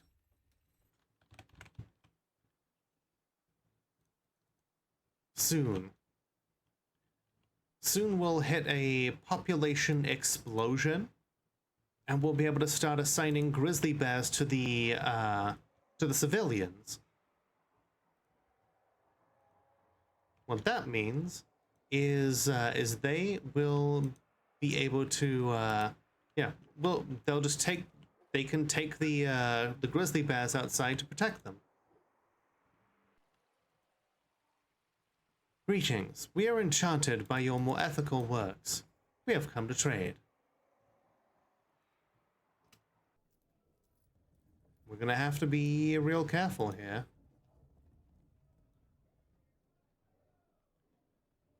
Or we just trade some really nice bolts that have not been decorated. Ah, they brought another leopard. Good. We've needed leopards for like another leopard for a while, so that we can breed more leopards. Because these leopards are tame, they have 0 chance of eating our face. Because we've made sure that that isn't their intention before we recruit them. Like we made absolutely sure that they are not, you know, face-eating leopards that will eat your face if they get the chance.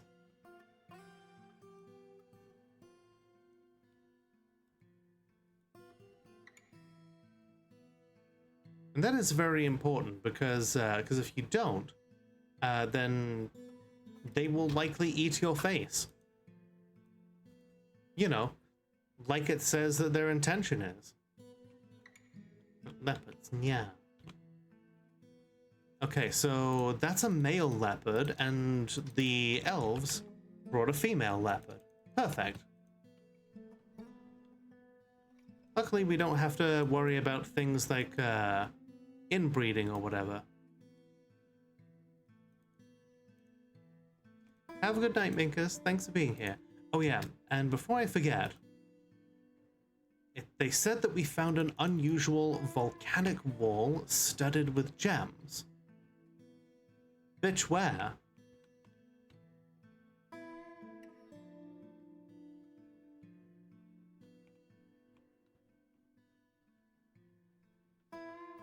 Leopard, yeah, now we have 2 leopards.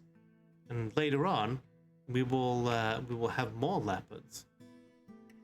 Which at least that's the plan. Oh, okay. We've got some warmth in the rock down there.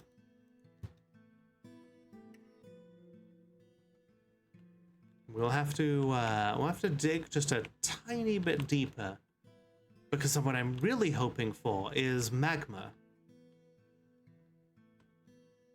And if we really expand our power output, maybe next time we can work on a pump stack.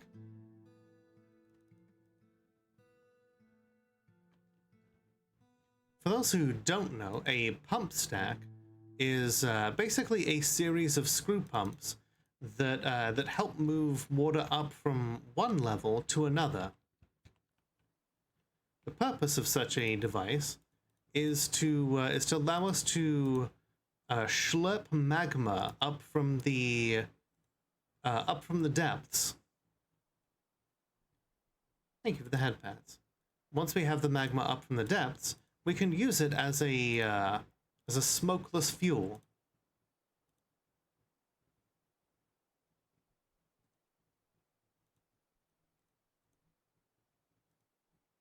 Which basically does not require any form of doesn't require any form of fuel. It doesn't require it doesn't require fuel, so you can just smelt as much as you need to without needing charcoal or coke.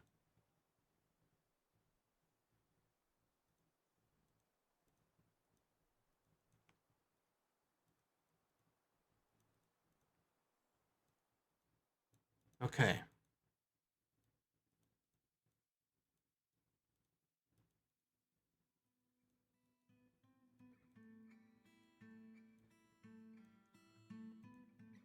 Alright, vampires, you are due for some enrichment.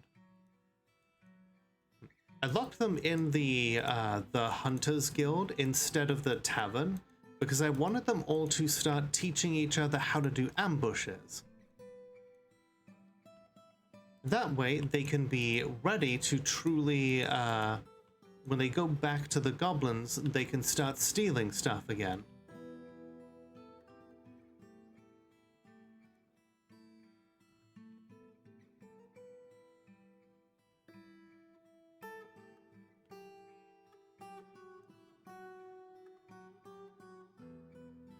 Ooh, more grizzly bears have grown up. Good.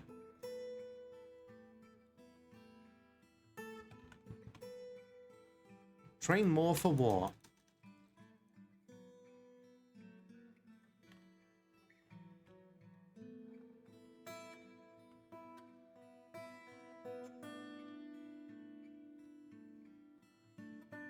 Okay. We're operating just under the half the maximum power output.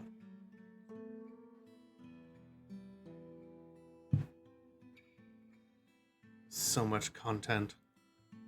Well, and yet I am not content.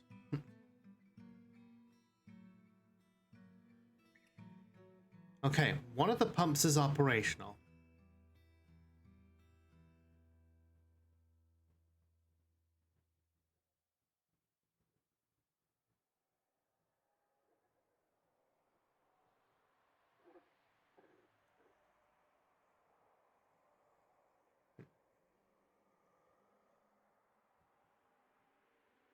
This is probably redundant, actually. I don't think I need these ones. Ooh. Oh no. One of our vampires has a strange mood.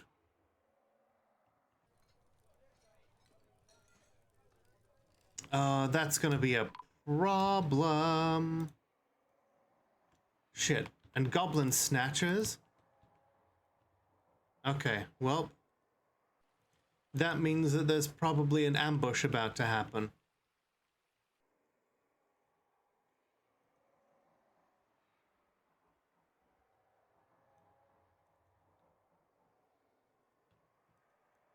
Let's see. His name is Ral. Let's see. I wonder. He is a dabbling blacksmith, but mostly a bookbinder and some other things.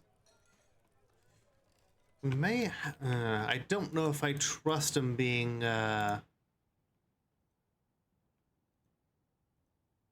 Okay, elves, we're gonna pull this lever and lock you in. Trust me, it's safer than being ambushed by child snatchers.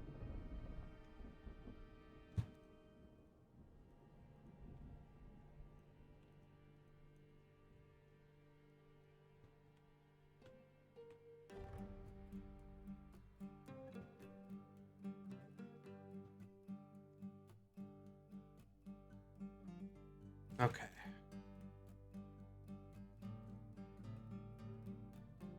Yeah, I don't think we need these extra mechanisms here.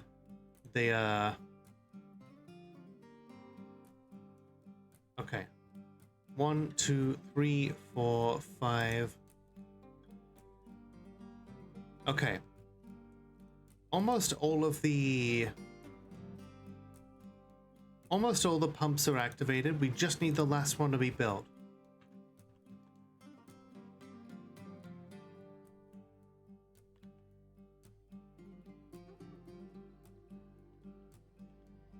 Oh, hey. Zombie gray squirrels. Looks like the Snatchers left. All while fucking Alvin and the Chipmunks over here of the Damned are patrolling around. I don't know what possessed the elves to think that this place is sacred to them. This is a damned and awful place. Truly horrifying.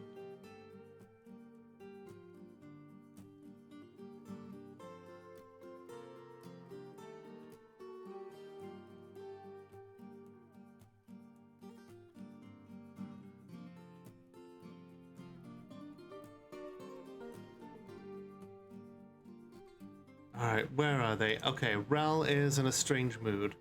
If, Alright.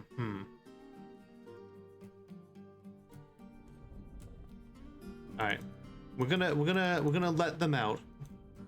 And we're gonna see whether or not strange mood overrides the need to feast on blood. Uneasy about being kept from alcohol? You have a butler. Okay, they claimed a stoneworker's workshop. Everybody is just kind of wondering, like, what the hell is a vampire doing here? And then they see the strange look in their eyes and they're like, ah. We cannot deny the sacred will of the gods. The gods are working through this dwarf. Even when they aren't dead, even when they're undead, they have that spark of creativity, the need to create a single piece of their life's work. Okay, some bones. Fine pewter, okay.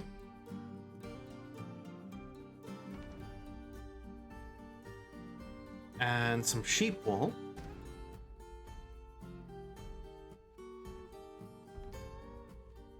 And some jasper opals. Some more jasper opals. Okay, they are working secretly.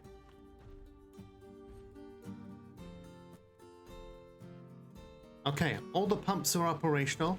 Let's see what happens when we put liquid in. There we go. Oh, wait, hang on. It didn't go all the way round. Hang on. Starts there, should go all the way around.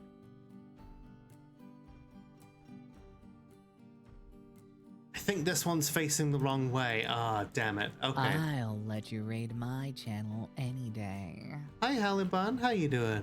It's good to see you. We're probably going to be ending soon, but I still appreciate the raid very much.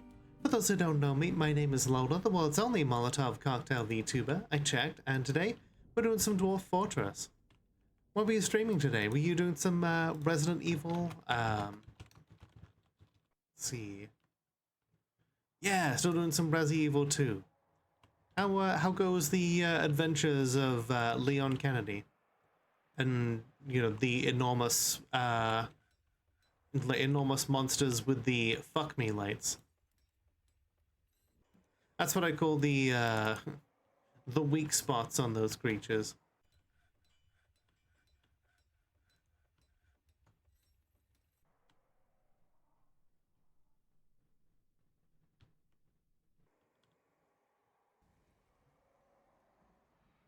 Okay. So it goes left and then down, down, right, up, and then up.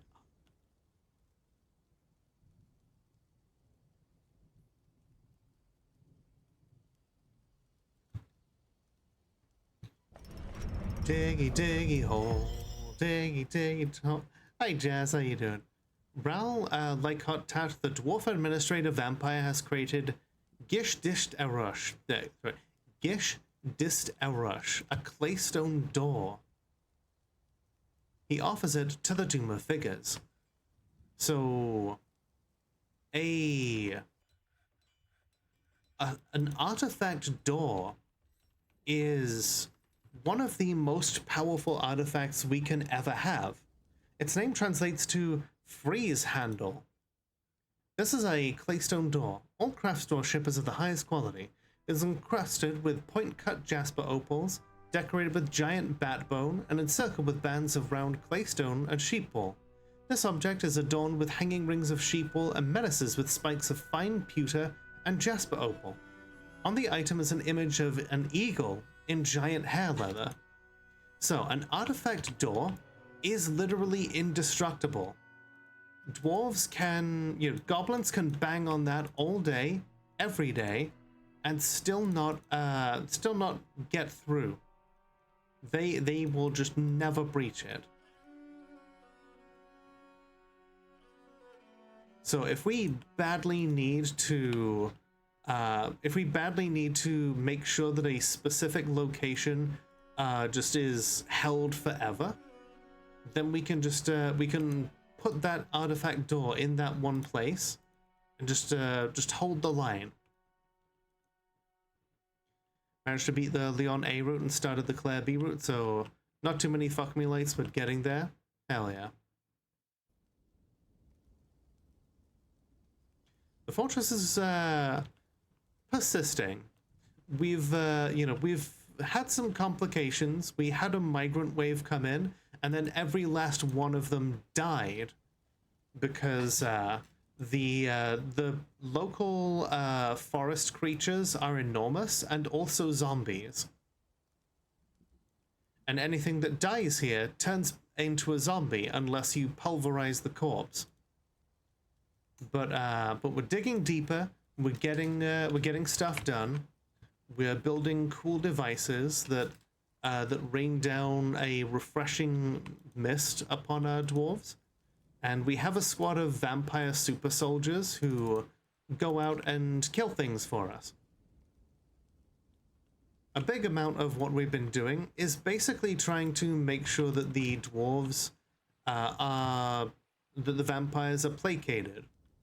So they don't go around just draining every last dwarf in the fortress. Okay. And on that note, we're gonna try out the mist generator one more time. Yeah, there we go. It goes all the way around now. Okay, so the water falls back and water falls down here, gets sucked back up when it splashes against the statue, and makes a nice soothing waterfall here. Okay, perfect. So that means it's safe to let the vampires back out and let them go back to training. Go, be enriched. This is the vampire equivalent of a pumpkin filled with ground meat. You can see here. I was close to a waterfall. I'm very content.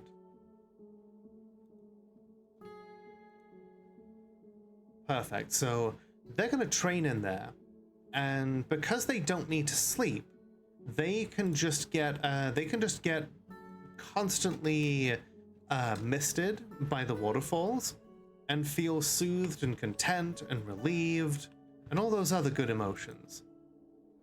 Welcome to the cocktail lounge. Please enjoy your stay. Thank you for the follow. Follows are anonymous, but always appreciated. Feel free to hang out and chat if you want, but never feel obligated. Okay. More grizzly bears. Yes. Beautiful. Alright, so that, I think, is a good place to leave it. Vampires have been known to drain everything with an eyesight. Indeed. And these ones specifically go after dwarves who are asleep. Because that's when they know it's an opportune moment to strike. Dwarf Fortress is one of your favorite games. Stoked Lunch brought us here even when you were AFK. Hell yeah, I'm so glad that I'm glad Dwarf Fortress is one of your favorite games. It is one of my favorite. I have played it since college, back when it was near incomprehensible ASCII that I had to figure out how to do tile sets for. But yeah, it is past midnight, so I really need to find someone to raid. I hope that you'll stick around, because next Wednesday I'll be doing more Dwarf Fortress, and we have redeems that let you name people after the that let you name one of the dwarves after you. Okay.